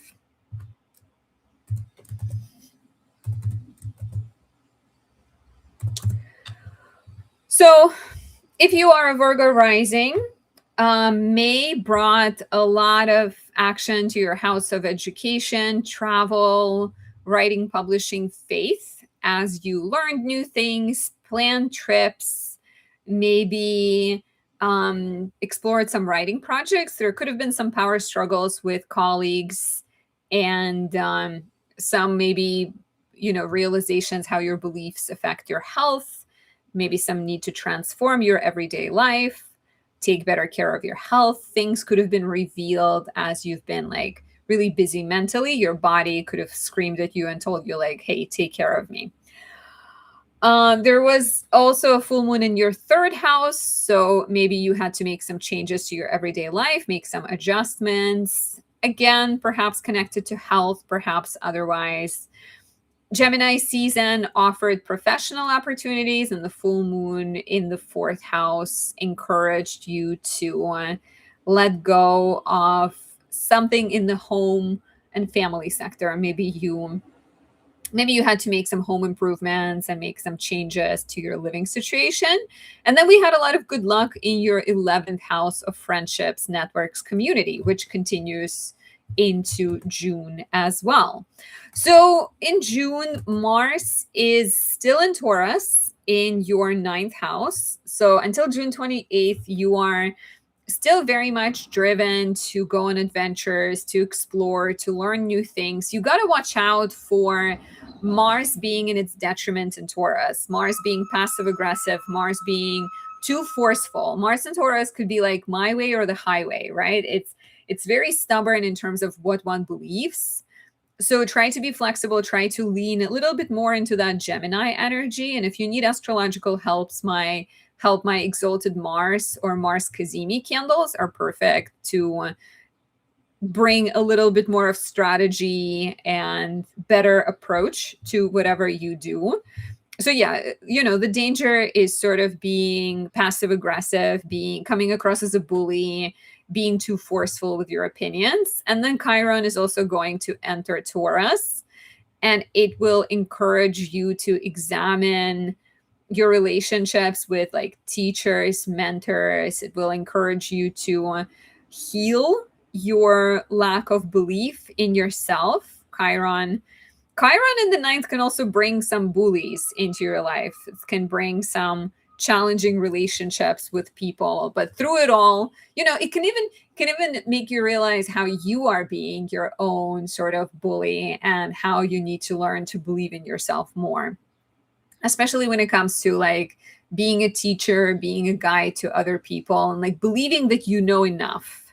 Chiron and Taurus can like offer you a chance to heal that, but at first it can also exacerbate that lack of faith. And Chiron is here between June 19th and September 17th this year, and then next year it comes in for 6 years. So something big to keep in mind. We have Jupiter in Cancer and Venus in Cancer coming together on June 9th.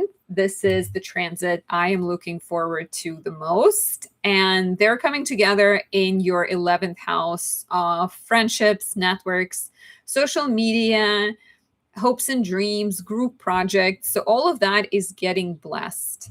Venus rules your house of money. Jupiter rules your house of partnerships that bring you money. Jupiter rules the 4th house. Venus rules the 9th house. Opportunities to move and change your living situation, travel, grow. Blessings through social media, blessings through friendships that can be really sort of crucial and helpful right now. If you're starting a YouTube channel, this could be a great transit for that. There's a lot of empowered energy in your house of connections, and even romantic relationships can blossom at this time. A friendship can turn romantic, right? Friendships. So like just go out there as much as you can this month. Watch out with telling people what to believe, but it could be a great transit for social, sort of your social life.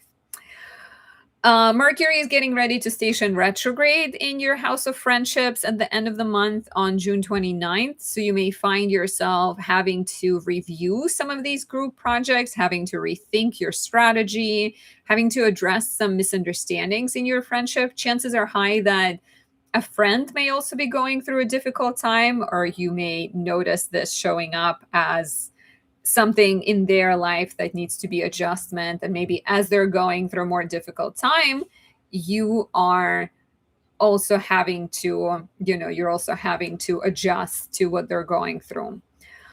Michael is asking, where should I live? I do astrocartography readings. If you'd like to book one, visit anastasiadoesastrology.com. So, and then we have, so June 9th is really beautiful. The retrograde can bring some need to like hash it out, discuss things, clear the air.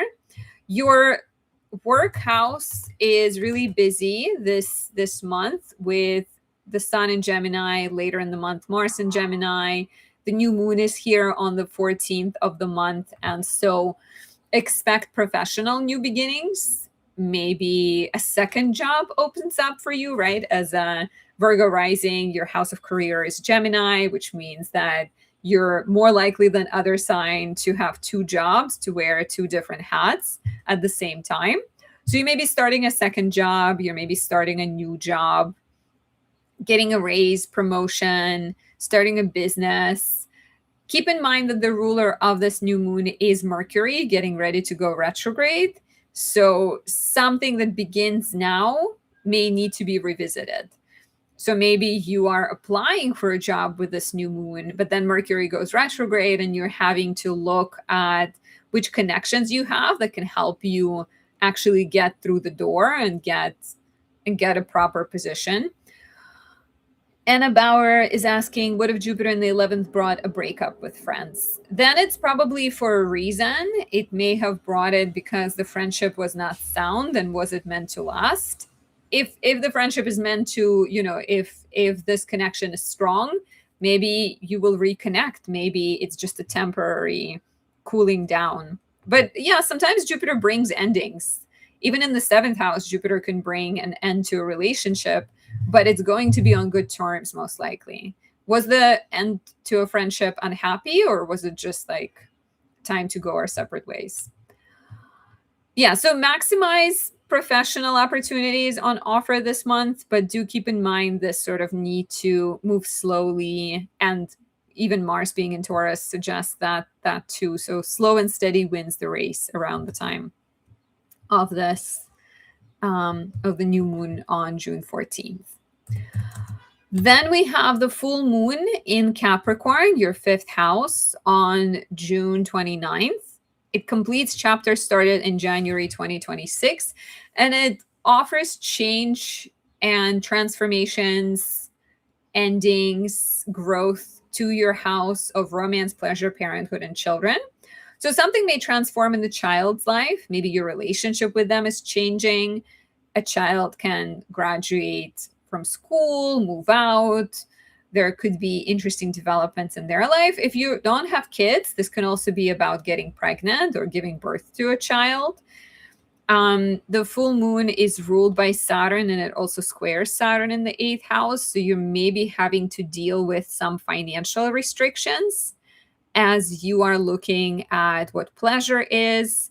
So maybe, you're letting go of an expensive habit around this time, or you're having to make compromises in terms of when to have kids because of where your finances are at this point, or even having to rethink, some kind of pleasurable experience or activity because you have to be aware of that it's not just up to you to make decisions. You're also kind of having to deal with what other people want or expect.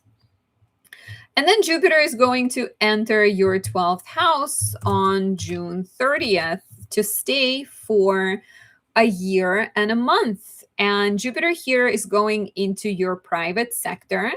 So it's going to be providing a lot of kind of guardian energy, guardian angel energy, a lot of protective opportunities here. So it could be a good transit for the next year or so to, you're maybe feeling like you want to retreat. You're maybe feeling like you're going on like a year-long journey, right? Maybe you're starting to study something. It's a really great time to study astrology. I see people when Jupiter goes in the 12th house, they book more readings. They want to learn about themselves, about astrology. My natal astrology class begins on September 5th. Come join us. Check out the reviews of my class. They're all on my website. It's a lot of fun, and it's really enlightening. So you may be entering this sort of year of introspection, growth behind the scenes, working on believing in yourself, right? With the 12th house, and blessings may be more of a spiritual kind for you guys because 12th house tends to be a little bit more private, but they can also come through learning astrology, learning yoga, traveling to spiritual places, connecting with spiritual people. Because Jupiter rules your 7th house of relationships, there may also be some kind of sense of like being in a long distance relationship or meeting a partner in a spiritual place. And if you are a Virgo rising, I would love to hear from you. Of course, you can also listen to your sun and moon. Rising just tends to be the more accurate horoscope, but you're welcome to listen to the other ones too.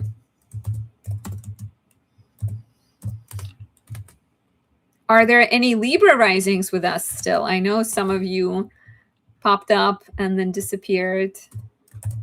This live is going to take 4 hours. But it's fun. So for Libra rising, May brought a lot of attention to shared resources. There could have been some conflict around spending and money, maybe with your romantic partner, and maybe even with your child, as Mars in the 8th house square Taurus. Some conflicts of values were possible.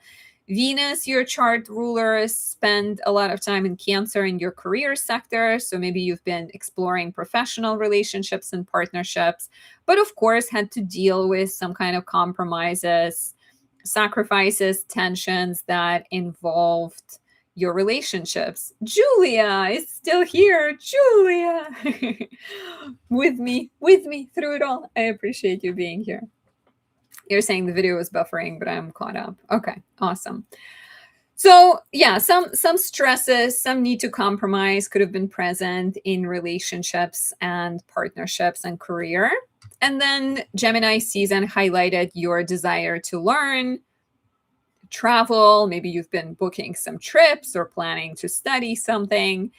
And the full moon in Sagittarius, I think, could have been quite similar in that regard. So in June, we have Mars still in Taurus, and Mars is in Taurus until June 28th.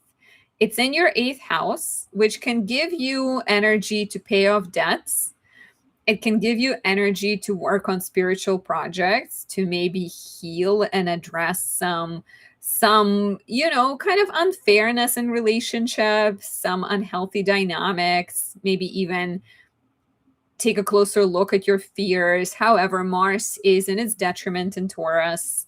So it's also really easy to be passive aggressive if you're not happy with something in a relationship, in a partnership. If you feel like something is unfair, there is a risk of sort of suppressing, and then just screaming it in person's face out of the blue. So watch out for that. If you're looking for astrological help, I would highly recommend Exalted Mars, because that falls in your fourth house. It will trine this Mars, and it's a really strategic, good at setting goals, good at persevering, good at reaching its sights, Mars. You can find it at anastasia.astrology.com. I also have oils for that. So Mars in the eighth is something to watch out for and to be aware of. If you're using this energy to like investigate investments and figure out how to pay off debts and figure out which accounts you should, go with, then that's great. But if you're using it to fight with people, then it's not so good. Chiron is going to leave Aries, which is actually quite exciting. It's going to leave your house of relationships on June 19th. And until September 17th, it will give you a preview of the next 6 years of Chiron and Taurus. And that could be an interesting transit. Like, I think, first of all, it's great that it's going to be out of the relationship house, right? Because having Saturn, Neptune, and Chiron there is just like, why? Why, universe? Why? So it's going to hopefully alleviate some of the relationship tensions. But then as it goes in the eighth, it will offer you a chance to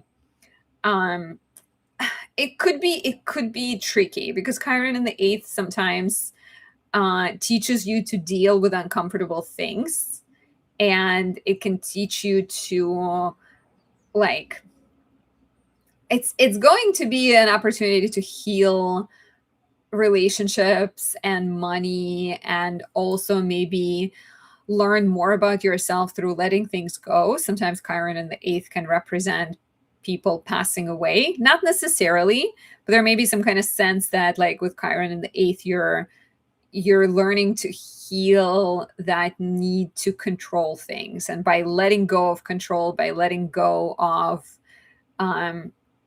like clinging to things and people, maybe you're just finding your own independence, you're growing a lot.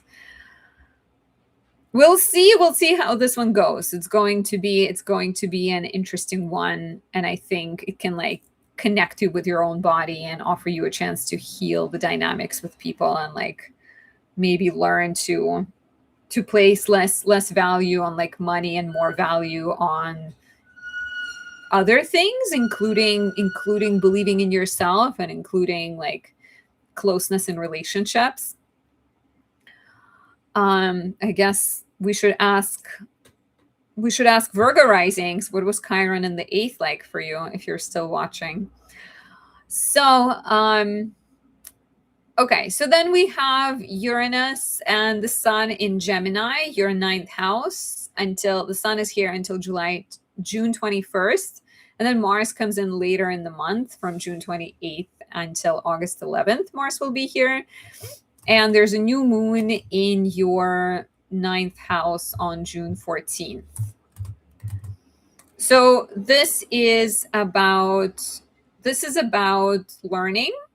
So you're maybe exploring signing up for classes, taking like college classes, or studying astrology, just another reminder that my natal class begins in September, and you can sign up and join and learn astrology with us.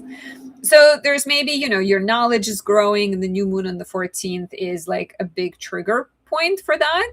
Signing up for classes, starting a new writing project, travel opportunities, going on a trip, right? Booking a trip, learning a foreign language. You're opening yourself up, you're learning new things. Maybe you're learning things for the purpose of your job, because the ruler of the new moon is Mercury in the 10th house of career. Speaking of your 10th house of career, there's a lot going on here, and Mercury is actually going to go retrograde later in the month. So the idea of beginning new things around mid-month may need to be reviewed, and you may realize that like it seemed clear that this is what you're learning and this is how it's going to help your career, but maybe it's more complicated than that. So career sector is really empowered this month, and you sort of have a lot of blessings in regards to starting new projects, especially around June 9th as Venus and Jupiter come together. Venus rules you and also rules the house of other people's money, other people's resources, joint finances. Jupiter rules your house of business, siblings, neighbors, and your 6th house of work, health, and service. So starting a business, starting a partnership with someone, beginning to teach, beginning to study something for work, all of that is really powerful this month. You may be feeling rewarded for everything you've learned. You may be feeling recognized, getting a promotion, a raise, things like that. And if you are a Libra rising, please let me know how this is resonating.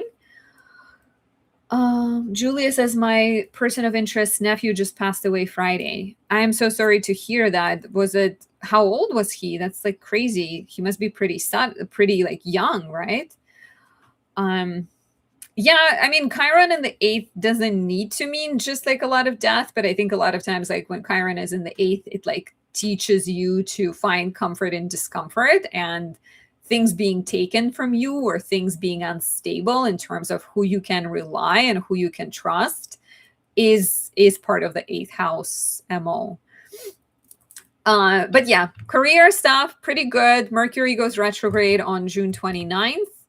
And be ready to redo, review, revisit. Things are going to be a little bit more complicated, right? If it seems like there's a straight path, Mercury goes retrograde, and you realize there were mistakes in the documents you signed. You realize that you don't know who's responsible for what. You have to review, revisit, redo. You're maybe even questioning your professional direction, or whether the company you're with is the company to stay with. Amidst it all, on the 29th, we have the full moon in Capricorn in the 4th house of home and family, completing chapters started in January 2026 and bringing change in the family, in your living situation. There is a square to Saturn in the 7th. And Saturn also rules this full moon. So I wonder if the change in the home is connected to the partner going through a difficult time. Maybe, a partner is struggling in their life and you're like, move in with me, I can help you. Or there's some kind of compromises where you move in a smaller property because you're trying to save money. There may be some type of like changes, endings, even needing to set boundaries with a family in response to maybe something that's going on in a relationship. It's a chance at the end of the month to review your living situation for Libra risings based on what's going on in relationship in your business.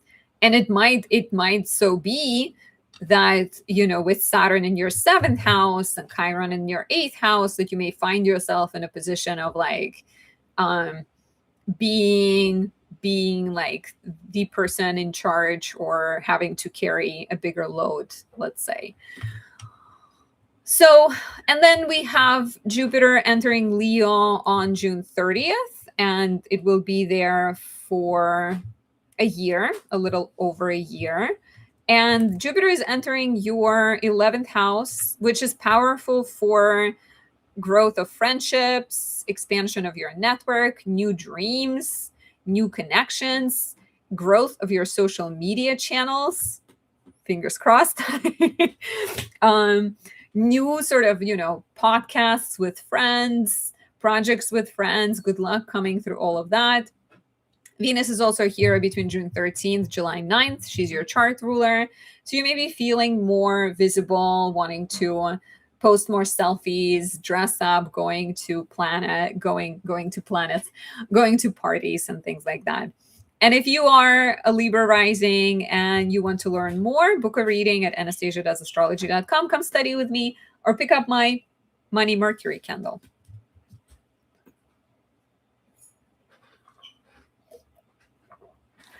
Julia says, resonating 100%. He was 22. Stability is in question. I'm going for my master's degree and trying to learn a new language. Oh, wow. Thank you for sharing. That is awesome. I appreciate that. And sorry to hear about your person of interest, nephew. How is he dealing with that?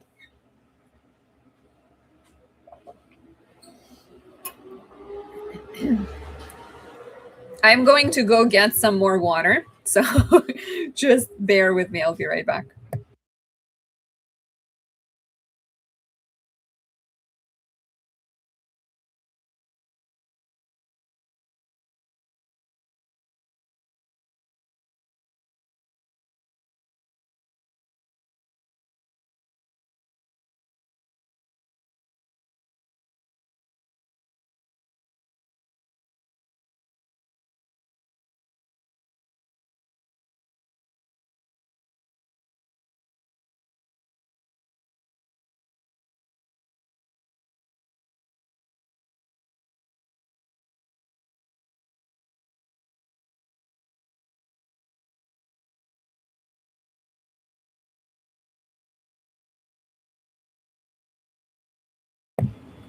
Okay, can you guys hear me? I hope I like pressed the off button on the microphone, but I don't know how that works.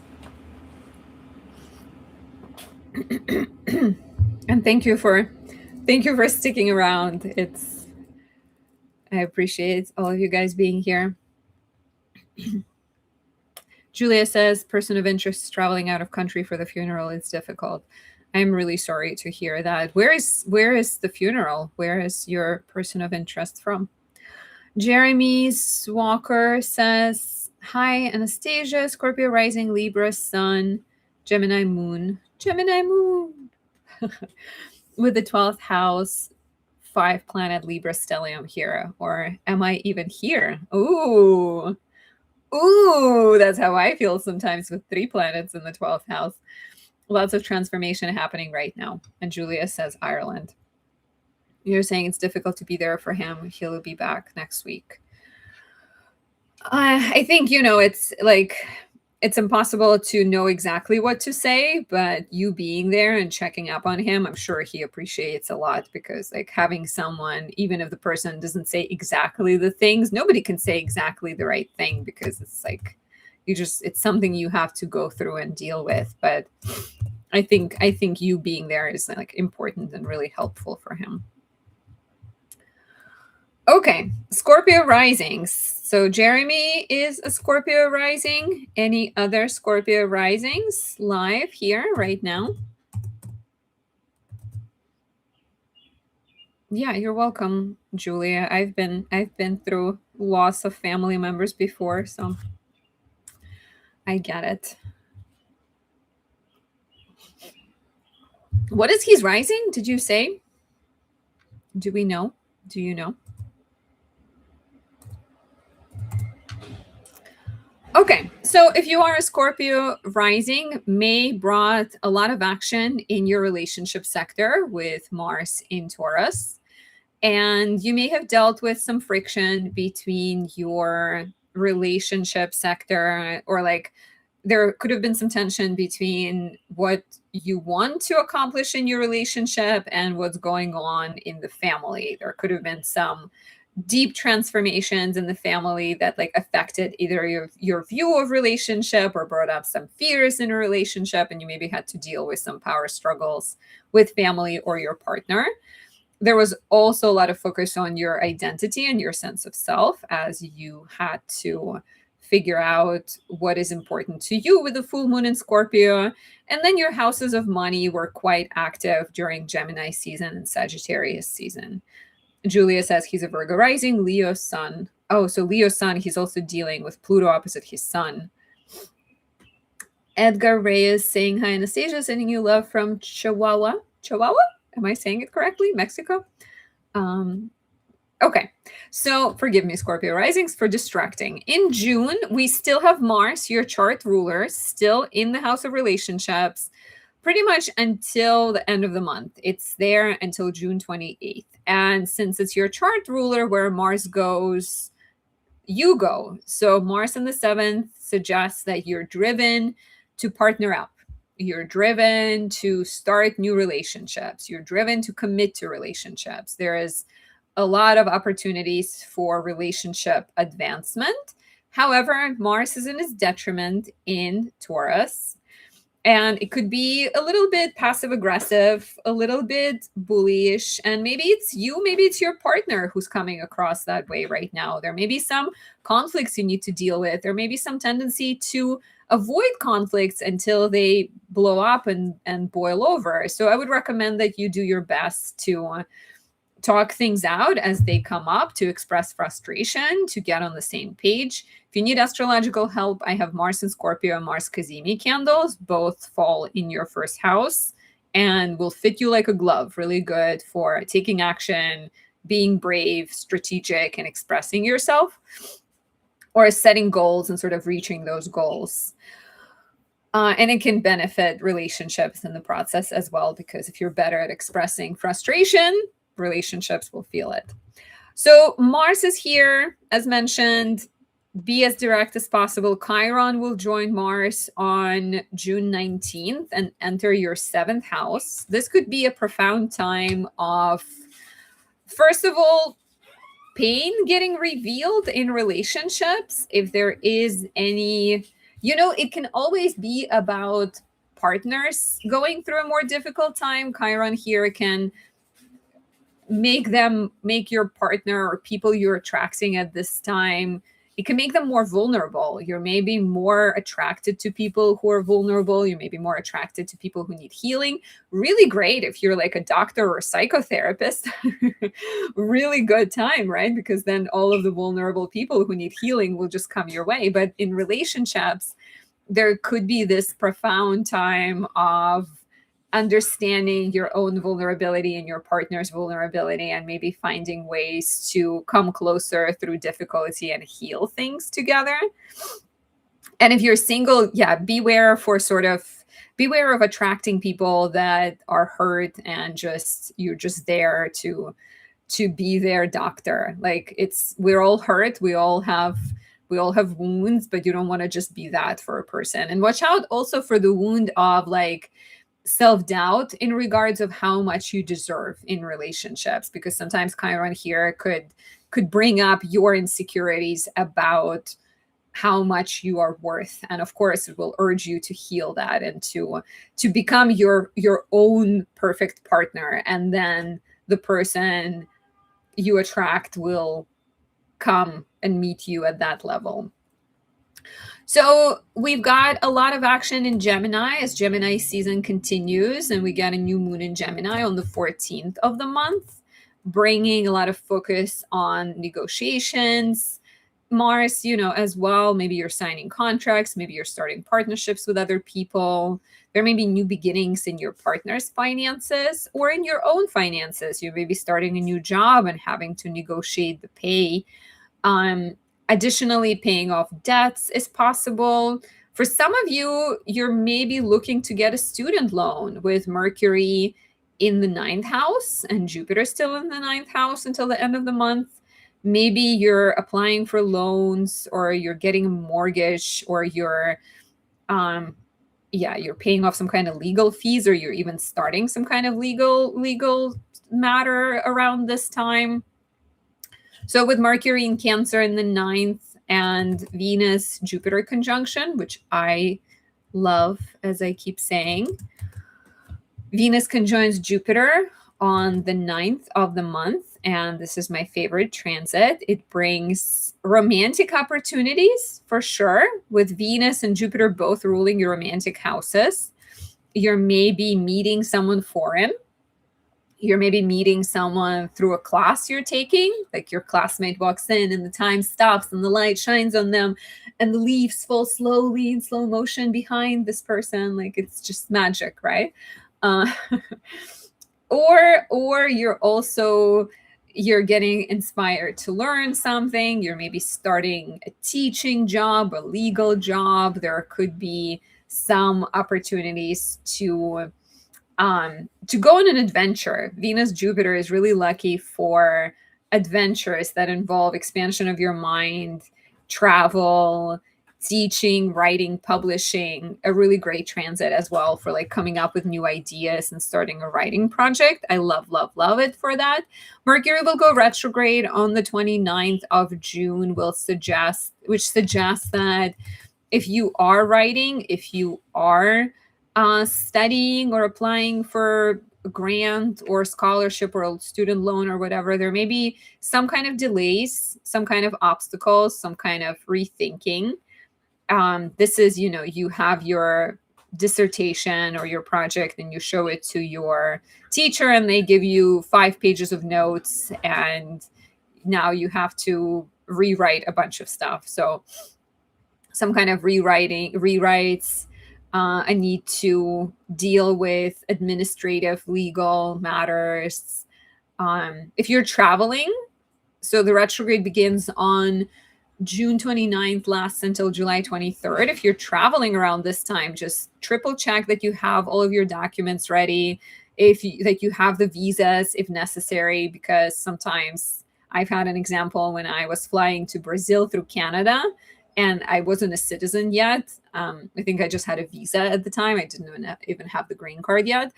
And I was stopped at the airport because to fly through Canada, I needed some like special authorization from Canada that I was supposed to obtain a day before. So I had to, reroute and go through a different, and I need to look up whether Mercury was retrograde at that point, but that could be some kind of glitch while you're traveling. So double check everything. On the 29th, we also have a full moon in Capricorn in your third house, ruled by Saturn, also in a square to Saturn in your sixth house. So something in your everyday life needs to be transformed.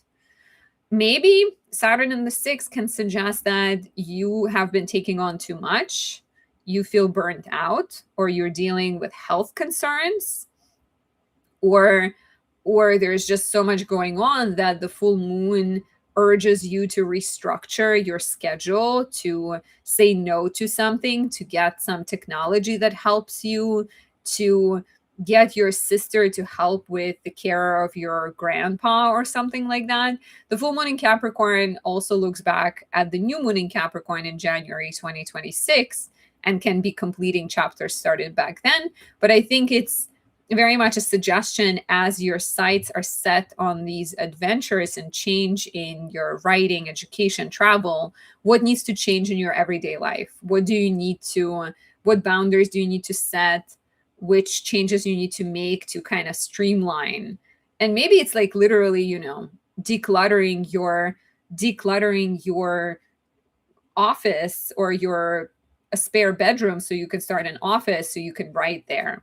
So there could be opportunities there.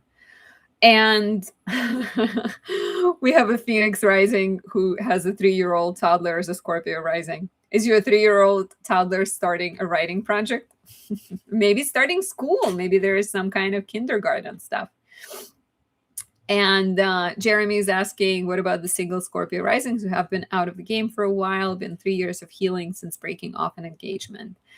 So it could be about new relationships, or it could be about one-on-one partnerships that can be described as like a work marriage, business marriage, or any other kind of marriage. And then one last but really big transit Also, if you ever want to discuss these for you personally, book a reading at anastasiadoesastrology.com or come study astrology with me. I keep talking about you learning things. My natal class begins in September, and you can register at anastasiadoesastrology.com. You can also pick up my money Mercury candle. Anyways, thank you for for listening to my announcements. So the biggest transit, really exciting transit, is Jupiter entering Leo on June 30. This is going to last for a year until July 26, 2027. Jupiter will be in your 10th house of career, offering powerful opportunities to shine, to lead, to guide, to teach. Jupiter really likes teaching, learning, empowering other people. You may be finding yourself in position of like writing, guiding, teaching, sharing your wisdom. It will be made complicated by the South Node being there at the same time, but we'll talk about that in July when that actually happens. Or we can talk about that at a reading, anastasiadoesastrology.com. So if you are a Scorpio rising, share how this resonates. Hi, Eve the Empress Oracle. Thank you for sending blessings. And Adi Sampi says a Virgo rising. Awesome. Yeah, so I am moving on to Sagittarius rising, and the recording of this will be saved, so you can always you know, watch the replay if you have missed your rising sign. So any Sagittarius risings in the house? Jeremy says, thanks, Anastasia. Love this. Hoping to launch my podcast at the end of June and continue on my screenplay. Then, of course, the dreamy romantic moment you beautifully spoke of. Yeah, good luck. I hope it is the slow motion, dreamy, romantic moment. Wouldn't that be magical and nice? So, who are my Sagittarius risings? Say hello. Say I.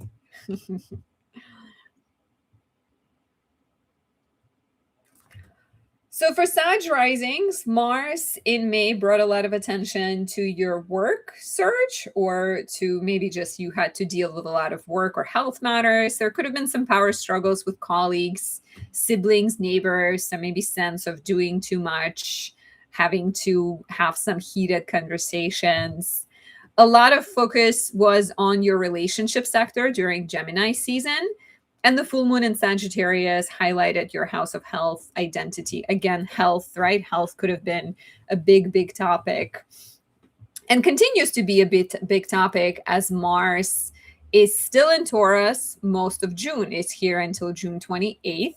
And then Chiron comes here on June 19th, first for 3 months and then for 6 years starting 2027. So your focus on health continues. Mars is in its joy in the 6th house, but Mars is in its detriment in Taurus. So it's still going to help. It's still going to give you energy to exercise, to solve problems, to look for work, to connect with colleagues. But the detriment part can make you slower to get started. It could be harder to get motivated because maybe you prefer just like chilling and resting, and then the day has gone by and the week has gone by, and where did the month go? So keep that in mind. Watch out of being passive aggressive. Watch out of being bullying with your colleagues, because if you feel like something might be really obvious, you're like, how do you not know this? It's obvious. And then the other person is like hurt, and you're like, why are they upset with me? So something to keep in mind, I have my exalted Mars candles, which is Mars in Capricorn, could be a really good remedy for this transit, and falls in your house of money, so double good. And I have a money candle, money Mercury, that I just made. If you're interested, AnastasiaDoesAstrology.com is all of my goodies they're there. So Chiron comes here on June 19th. And Chiron in the 6th will again reveal the holes in your game if you're not drinking enough water, she said, taking a sip of water. If you are not exercising, if you are not sleeping well and looking at your phone too long, right? All of that is more likely to catch up with you.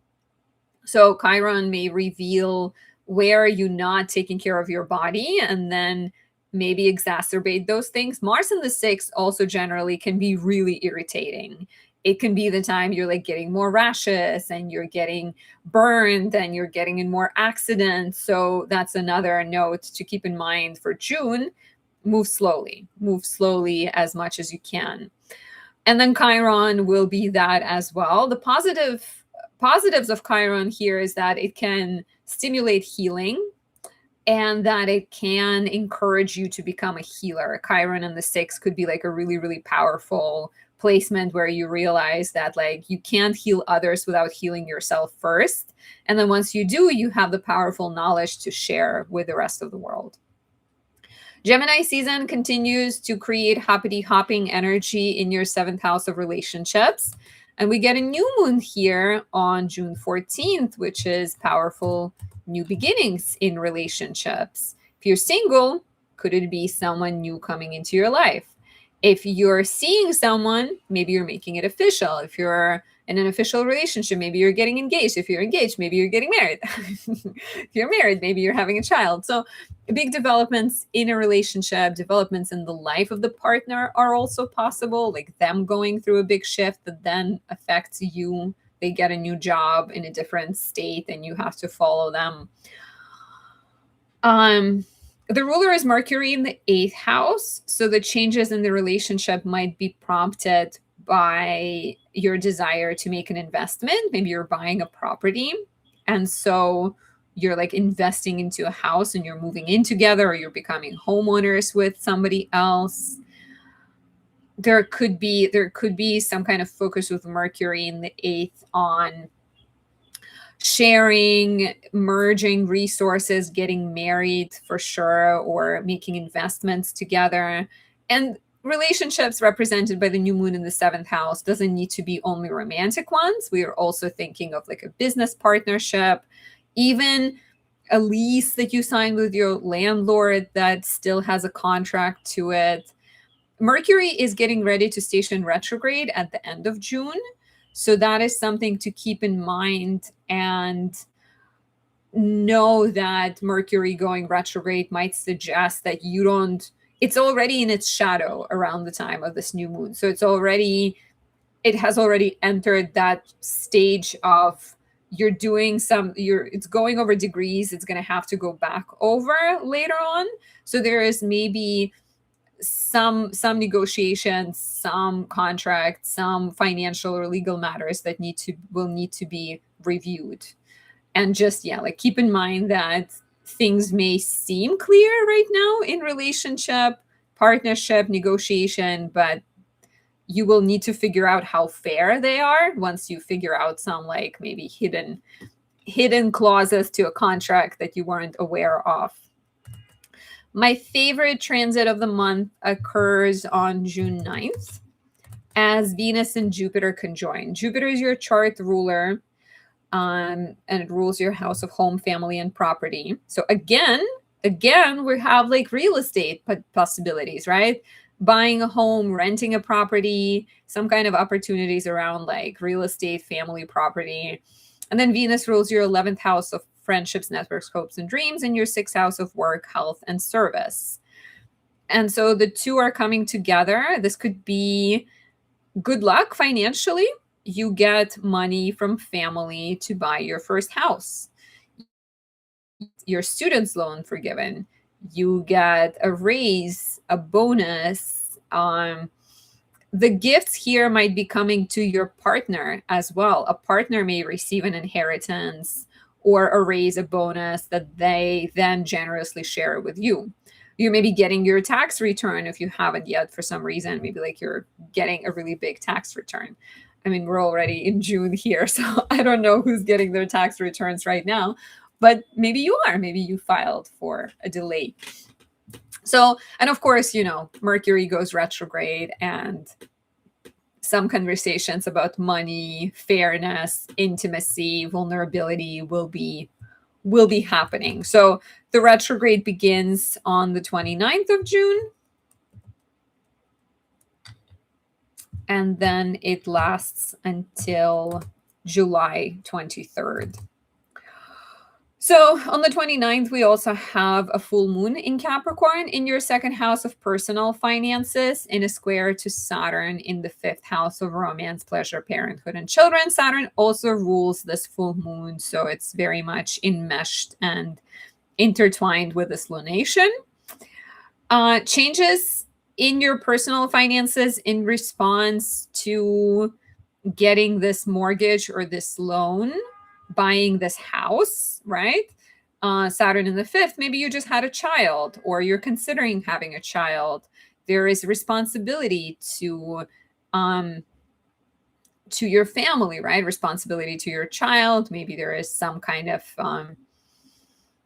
some kind of development here that then affects your finances, encourages you to take a big portion of your savings and invest it into making like some financial shifts are going to be happening here. It doesn't have to be as big as buying a property, but it can definitely suggest that you're moving money around, and you're also looking at how your values fit with the values of other people through the lens of love, through the lens of creative partnerships, through the lens of parent and children. And if you're a Sagittarius rising, please share. There is one last really, really big transit that is going to happen on June 30. And just again, if you're looking for personal advice, if you want to know how all of this fits in with your chart, visit anastasiadoesastrology.com to book a reading, come study with me. My natal astrology course begins in September, and you can also pick up my money Mercury candle.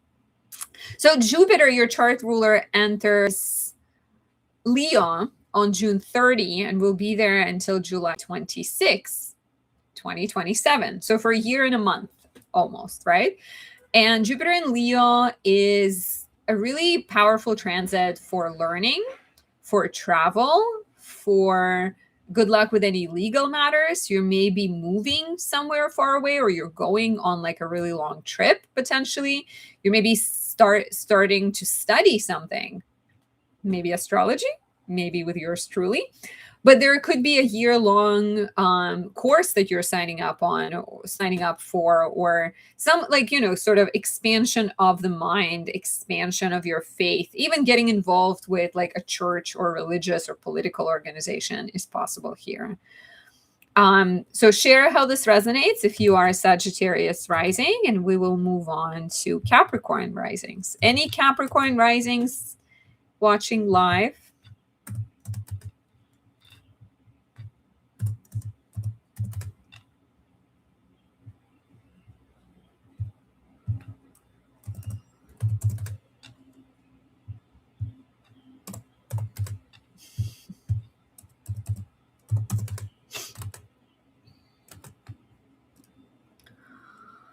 412JD, Sagittarius Sun, Sagittarius Rising, ending a big 4-year project at the end of June, hoping for great results and maybe a bonus. I think it's quite likely, with your chart ruler conjoining Venus and then going into the 9th house, being like, what is next after this?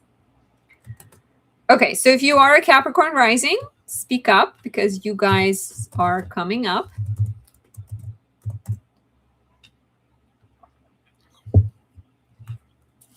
So if you are a Capricorn rising, May brought a lot of action in your relationship houses, with Cancer and Taurus both being activated.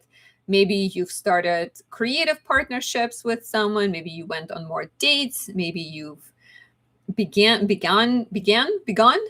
started new relationships. I think it's begun, or began. Anyways. So there was a lot of action in regards to creating. Maybe felt more inspired. Even parenthood could have been important for you, as we had a new moon in Taurus and Taurus season. There could have been some friction with your partner, your child, or tensions around money with Mars squaring Pluto, disagreements around values. Maybe again in regards to like love, sex, pleasure, children, you disagreeing with your significant other, or disagreeing with someone you were dating and maybe a relationship ended because of that. And then Gemini season brought a lot of attention to your house of work, health, service, and Sagittarius full moon highlighted the connection between your mental health and your physical health. So in June, Mars is still in Taurus until June 28th for most of the month. And you are still driven to have fun, right? And the fun could be different for different person. In the fifth house, Mars can be the time when you're feeling more romantic. You want to go on more dates. You want to have more sex. You're craving pleasure. Taurus is very much sensual sign. So you want to eat well. You're going to better restaurants. You go dancing, you're getting massages. There's indulgence streak to Taurus. Mars is in its detriment in Taurus. That's why I highly recommend my Exalted Mars candle, because that's Mars in Capricorn, your sign, strategic, empowered. But Mars being in detriment, there's a higher risk of being passive aggressive, bullying or dealing with bullies in your romantic life. Maybe your child is dealing with bullies, and so you find yourself in a position of having to help your child or your partner, your romantic partner. Mars is here. Chiron is going to join. There it is at the end of Aries at the beginning of June, and it's going to enter Taurus on June 19th for 3 months, and then later for 6 years starting next year. Chiron here is going to be a time of healing your self-worth in regards to relationships, in regards to parenthood, in regards to how much you believe in yourself creatively. At first, it can increase all of the vulnerability and make you feel a little bit like a victim, make you feel bad about your love life or what's going on in your life, or there may be a lot of fears, challenges involving love, pleasure, children. However, if you are patient and willing to work through it and willing to love yourself and build that self-worth, there is a lot of possibility for growth and transformation with Chiron in the fifth house and embracing love that you truly deserve, right? Starting with yourself and then bringing it into your romantic relationships and otherwise. We have Gemini season is really busy, right? Gemini sector is busy with the sun, Uranus. We have a new moon here on the 14th of June, all in your sixth house of work, health, and service. And you're maybe quite busy. Your schedule is packed. You're working hard. You're starting new projects, both professionally, but also when it comes to your health. The sun and the new moon here is highlighting all the ways in which you can improve your health. It's interesting that Mercury, as the ruler of the Gemini season in June and of the new moon in Gemini, is in the seventh house. So Mercury is highlighting your desire to start partnerships and relationships. And then the new moon is suggesting that in order to get the partnership and relationship you need, you first need to solve some problems. So, the full moon in the sixth house could be about maybe you have a health condition that you need to learn to manage better so that you can open yourself up to dating. Maybe you have a space in your house that is really cluttered that you need to clear to, again, open your house to having people over. Maybe you're considering a creative partnership with like a writing partner, but your work life is too busy. And so this new moon is like, how can you open space for something, for like a relationship that will be joyful? And Mercury is going to go retrograde. So it's kind of getting ready to station retrograde. Not quite yet, but around the time of the new moon on June 14th, it's in its shadow already. So there is a suggestion of whatever is beginning at the time of the new moon will need to be renegotiated, revisited. Contracts and rules and maps and boundaries will need to be redrawn. Before that, though, on June 9th, we have the luckiest, the most positive and exciting transit, in my opinion, of 2026. And that is, well, there's some other good ones, but this is like really, really, really, really, really, really good one. So Venus conjoins Jupiter in your seventh house of relationships. This is really fertile. This is really powerful. This is cardinal, new beginnings. So if you're single, maybe you're meeting someone around this time. If you're in a relationship, you could be getting engaged, married, getting pregnant, moving in together. There's a lot of exciting possibilities with this transit, not just romantically. Your business may grow. You may meet a new client, sign a contract that is very lucrative potentially. Jupiter rules your house of business. It rules your house of spirituality, mental health, imagination. So opportunities to start a business, opportunities to explore your creativity with Venus ruling the 10th house of career and 5th house of creativity and art and pleasure. So partnerships of all kind are likely to prosper. But then again, Mercury retrograde, June 29th until July 23rd, will require you to renegotiate and to figure out maybe some rethinking of the agreements in a relationship will need to take place. Some old fights may reappear, exes may come back into your life, and you may find yourself having to, again, as mentioned, redraw the lines of the map of your relationship. Okay, so 29th also brings the full moon in Capricorn in your sign, especially important if you have your ascendant between 5 and 11 degrees Capricorn. This is a personal chapter closing that got started in January 2026. Changes around health, identity, changes to how you answer the question of who are you? So the full moon represents a shift. The ruler is Saturn in the house of home and family.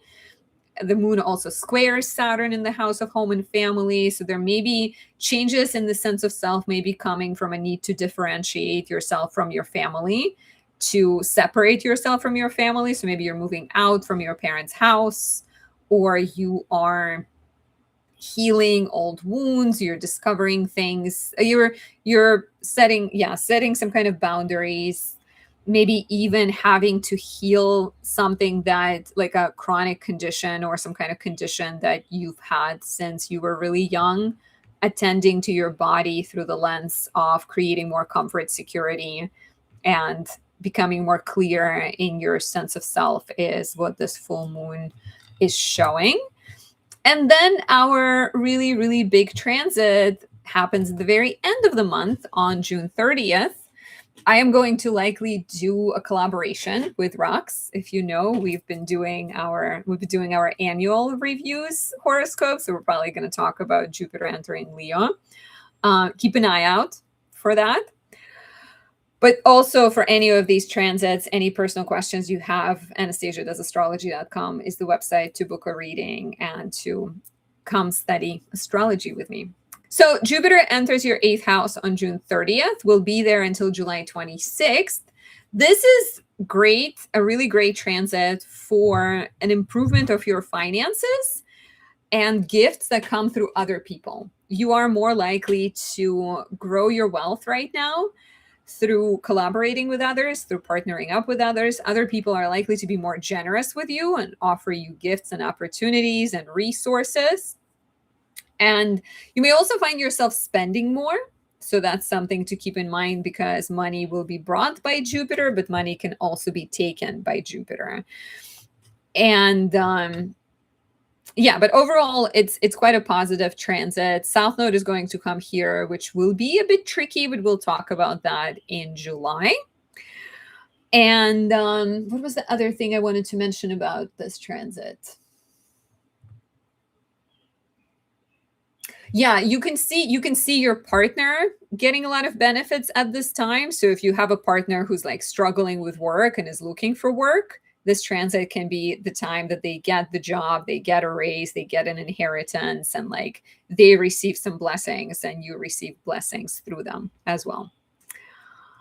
So this is it for Capricorn rising. Share if this is you. Any Aquarius risings with us?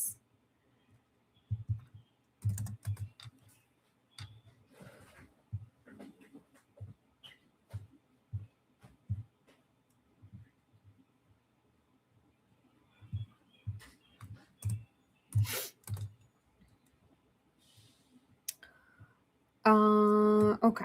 So Aquarius is happening right around midnight time right now.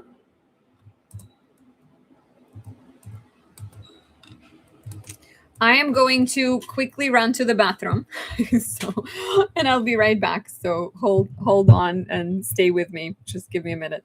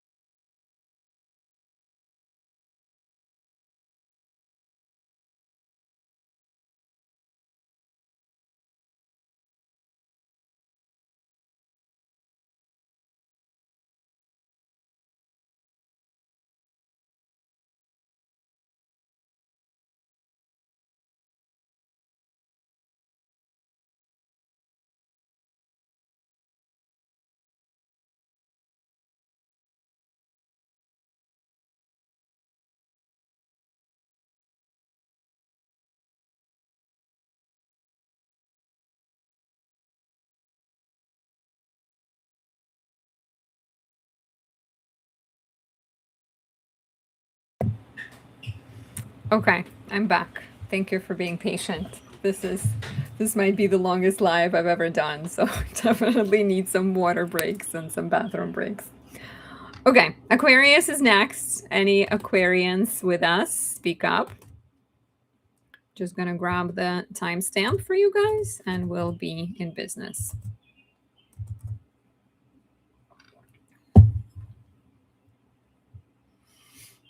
So if you are an Aquarius rising, first of all, May brought a lot of action involving your home, family, living situation. You may have dealt with some friction as Mars squared Pluto, some power struggles, disagreements with family or your landlord, your HOA organization. There could have been some tension and some need to set some boundaries, right?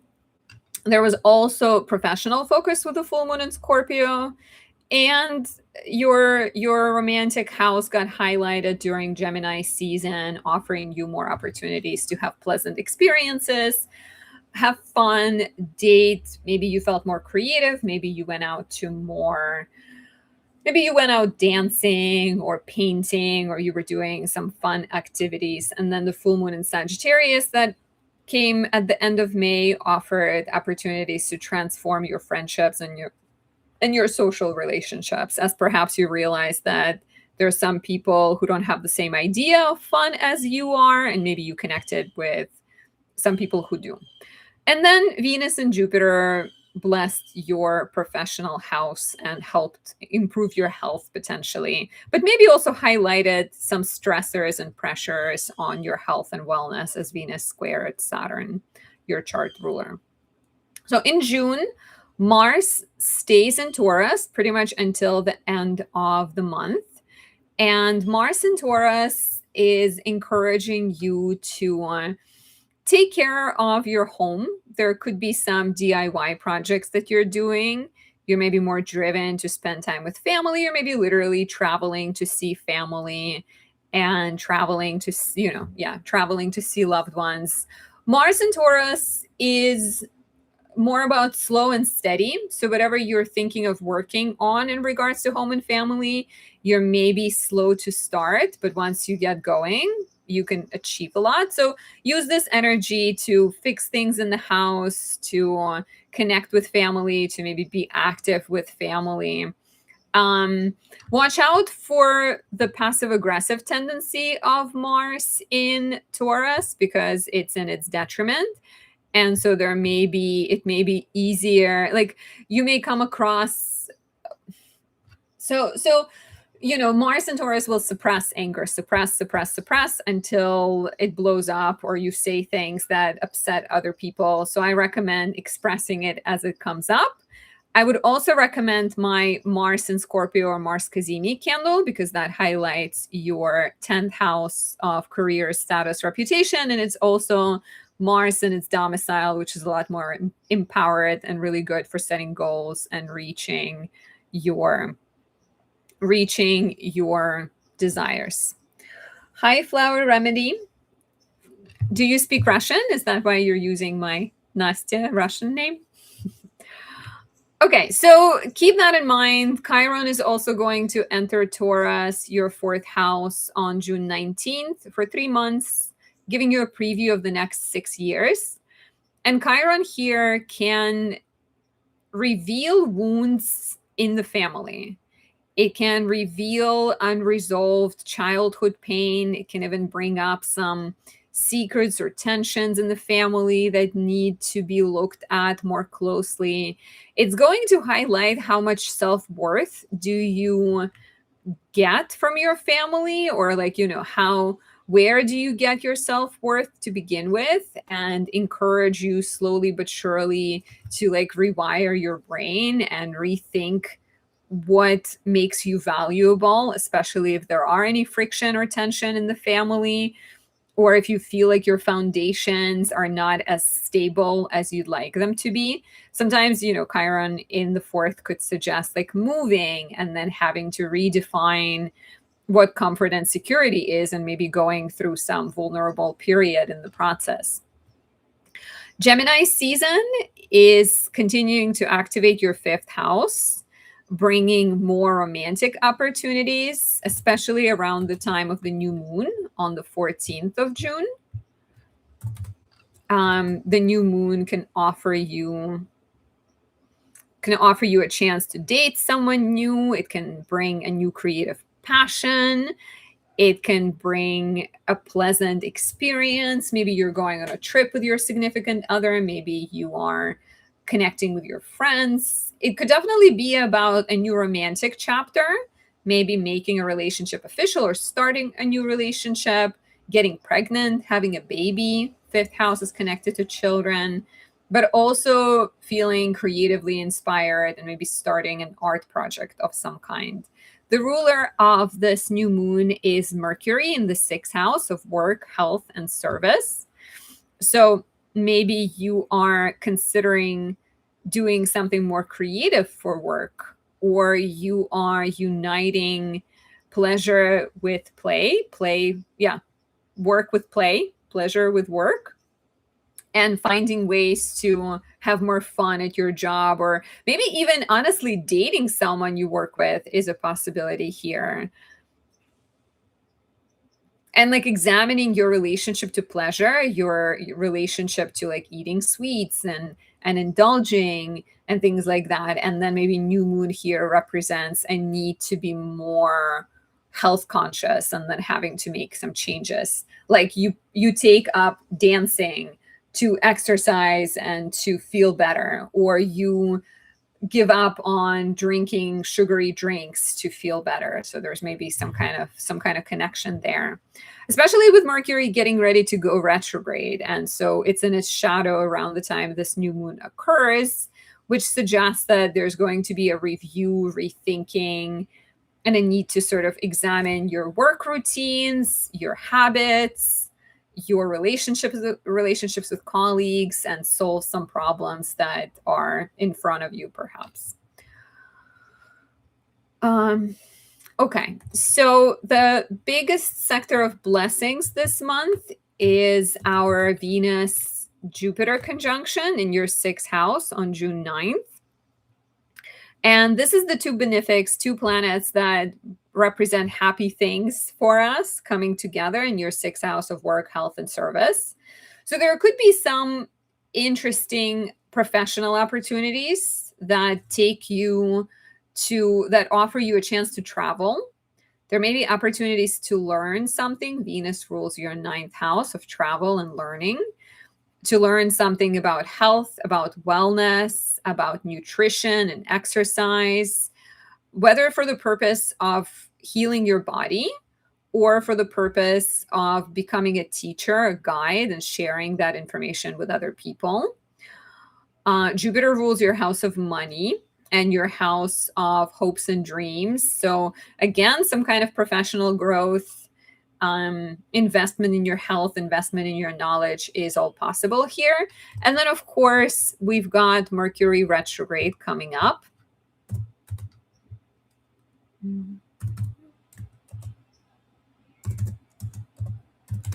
So Mercury retrograde begins on June 29th and suggests the need to rethink your habits, to maybe address some professional confusion. You may be dealing with some work disagreements, your colleagues behaving in a weird way. So there may be a need to examine that and yeah, sort of clarify relationships with colleagues, work matters, health matters.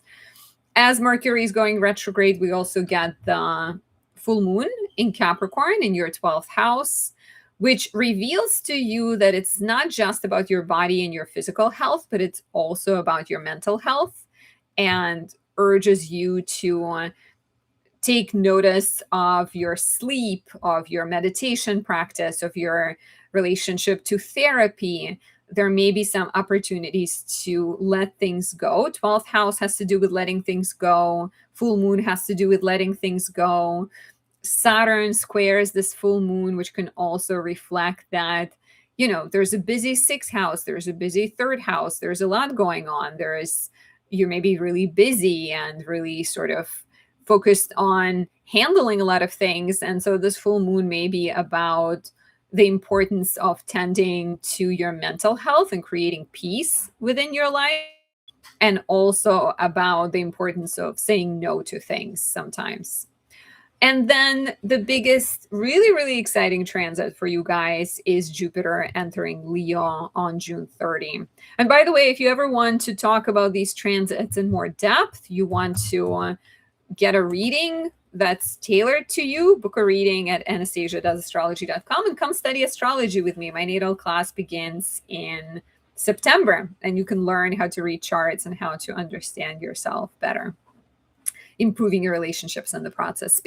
So relationships, right? Jupiter goes into your relationship house for a year and a month, and it's going to be offering you opportunities to date, partner up, sign contracts, blessing you with people who have your best interest at heart.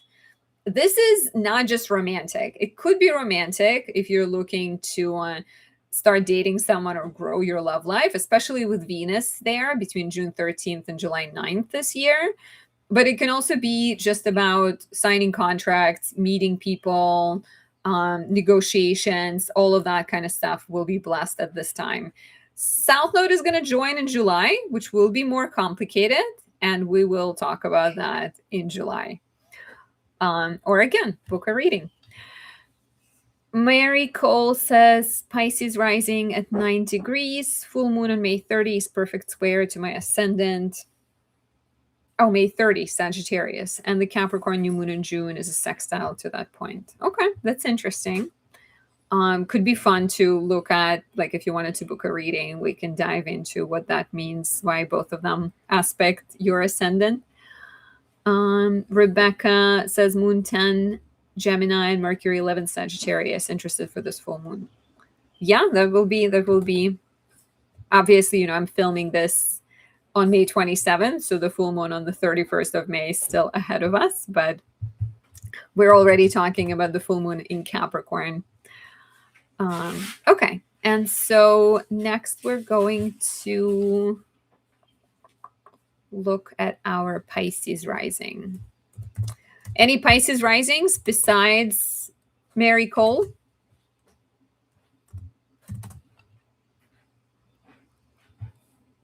Who are watching us live, of course. I'm sure there are Pisces risings who will watch this later.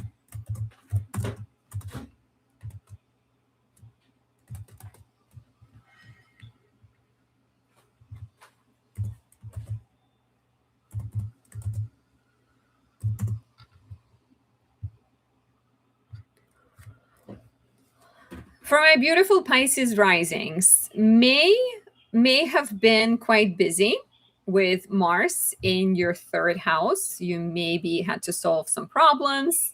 You maybe spend more time out and about in the neighborhood. Maybe dealt with some frictive communication. Mars in the third house could have definitely fired up your speech and led to more conflicts with siblings, neighbors, in your community, especially at the end of the month as Mars squared Pluto. We also had a new moon, so new moon in Taurus, full moon in Scorpio. So there could have been a strong focus between your desire to stay grounded and stay present, and maybe focus on your skills and passions versus, versus like your larger ambitions, education, travel matters, and legal matters as well. And then Gemini season really brought a lot of attention to home, family, living situation, as maybe you connected with family, thought about your home, how to make it more livable and how to improve your living situation. And then the full moon in Sagittarius at the end of the month was all about endings, transformations, changes in your professional life. And then the happy sector of your chart could have been the fifth house with Jupiter and Venus there. Not without problems, like there could have been exciting developments romantically, creatively, in terms of parenthood and children, but maybe you dealt with some obstacles and complications involving money. And I think one of you guys, I'm not sure if you're watching, but one of you definitely mentioned having to budget things and talk to children about budgets and things like that. So it could have showed up in those kinds of ways. So in June, Mars is still in Taurus until June 28th, your third house. This could be a good transit for getting yourself moving, right? Maybe third house is your everyday life, so Mars can fire you up to be more active, more out and about, more sort of physical. It can also encourage you to learn new things, to write, to speak. What are you passionate about, right? What do you want to talk about, and how do you want to get involved with your community? Mars will be asking those questions. However, Mars is in its detriment in Taurus, and so it can easily go too far and become a bully, become passive aggressive. It can be very slow to get started, right? You maybe have a lot of things on your to-do list, but it's taking you days and days and days to get to them. So do your best to stay structured and organized, right? Taurus is an earth sign, pragmatic. So it's okay to start slow, to be slow and steady, but maybe you want to help yourself out in the process. And if you need astrological help, my exalted Mars candle could be a perfect accompaniment for this energy in June, because that is Mars in the sign of its exaltation, really strategic, really good at getting things done and accomplishing things on your to-do list. We also have Chiron entering Taurus on June 19th, this year for 3 months, next year for 6 years. And you will be getting a chance to examine your sensitivity in regards to speech, to examine your wounds connected to siblings, to examine your self-worth issues when it comes to the way you think about yourself, or the way you, how much you believe in what you can accomplish in terms of business and writing and other things. Chiron can reveal all of the self-doubt you might be feeling, and then slowly and surely encourage you to learn to value yourself more, to believe in yourself. And maybe it's also about starting small practices, right? Like third house could be about being in your body and sort of tending to the things you can control, have control over, or yeah, like taking care of the little things that show you self-love, and then through that bigger self-love begins to grow. Your fourth house is still really busy this month. We have the sun in Gemini until June 21st. Mars comes here later in the month. Uranus is here, of course. And so the focus on the home is quite pronounced. You're maybe moving, buying property, selling property, making improvements to your house. You're maybe spending more time with family, seeing family, traveling to see family, right? There's like a lot of focus on creating comfort and security in the home. And the new moon on the 14th of June is very much an opportunity to create some changes in your living situation. And maybe, you know, again, it could be about like moving, redesigning, redecorating, making some home improvements that are small, or like smaller home improvements, bigger home improvements. It can also be about welcoming a new family member, having a baby with Mercury being the ruler in the fifth house, or maybe someone in the family is having a child and your family is expanding. With Mercury as the ruler ruling so Mercury is as the ruler in the fifth house, being in charge of the new moon in the fourth. It's also, the thinking here is that you're motivated to create a creative space for yourself. Maybe you are, maybe you play video games, right? And you're a streamer, like a Twitch streamer. And so with the new moon in the fourth, you're creating a space for yourself. You're like hanging lights behind you and making things look appropriate. Mercury in the fifth can also, again, sort of suggest that maybe you are having a baby, and so the new moon in the fourth is having to create a room for your upcoming baby. Maybe the new moon in the fourth is a suggestion that you're driven, like you're also interested in dating, and maybe your significant other is going to move in with you, so you're making space for them. So there's like a correlation there. So my favorite transit of the month, let's jump here for a second, is on June 9th. And for you guys, it's really important because it's your chart ruler, Jupiter, in the fifth house, conjoining Venus in her joy in the fifth house. So it's very much a moment of inception of something, right? In the fifth house, we're thinking about love. It could be a new relationship coming into your life. Maybe someone you meet in the neighborhood. Venus rules your third house. There is a possibility of a creative project being born at this time. And if you start a creative project, it is more likely to find success. So I'm talking June 9th, 3 days before, 3 days after. Romantic developments may involve like an existing relationship. They may involve engagement, pregnancy, marriage. It's definitely for those of you guys that want to get pregnant.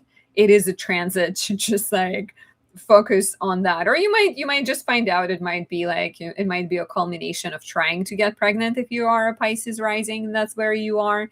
But I love this for like creative projects, because fifth house is the place of play and pleasure and joy. So that would be very different based on each of you. We do have Mercury going retrograde here.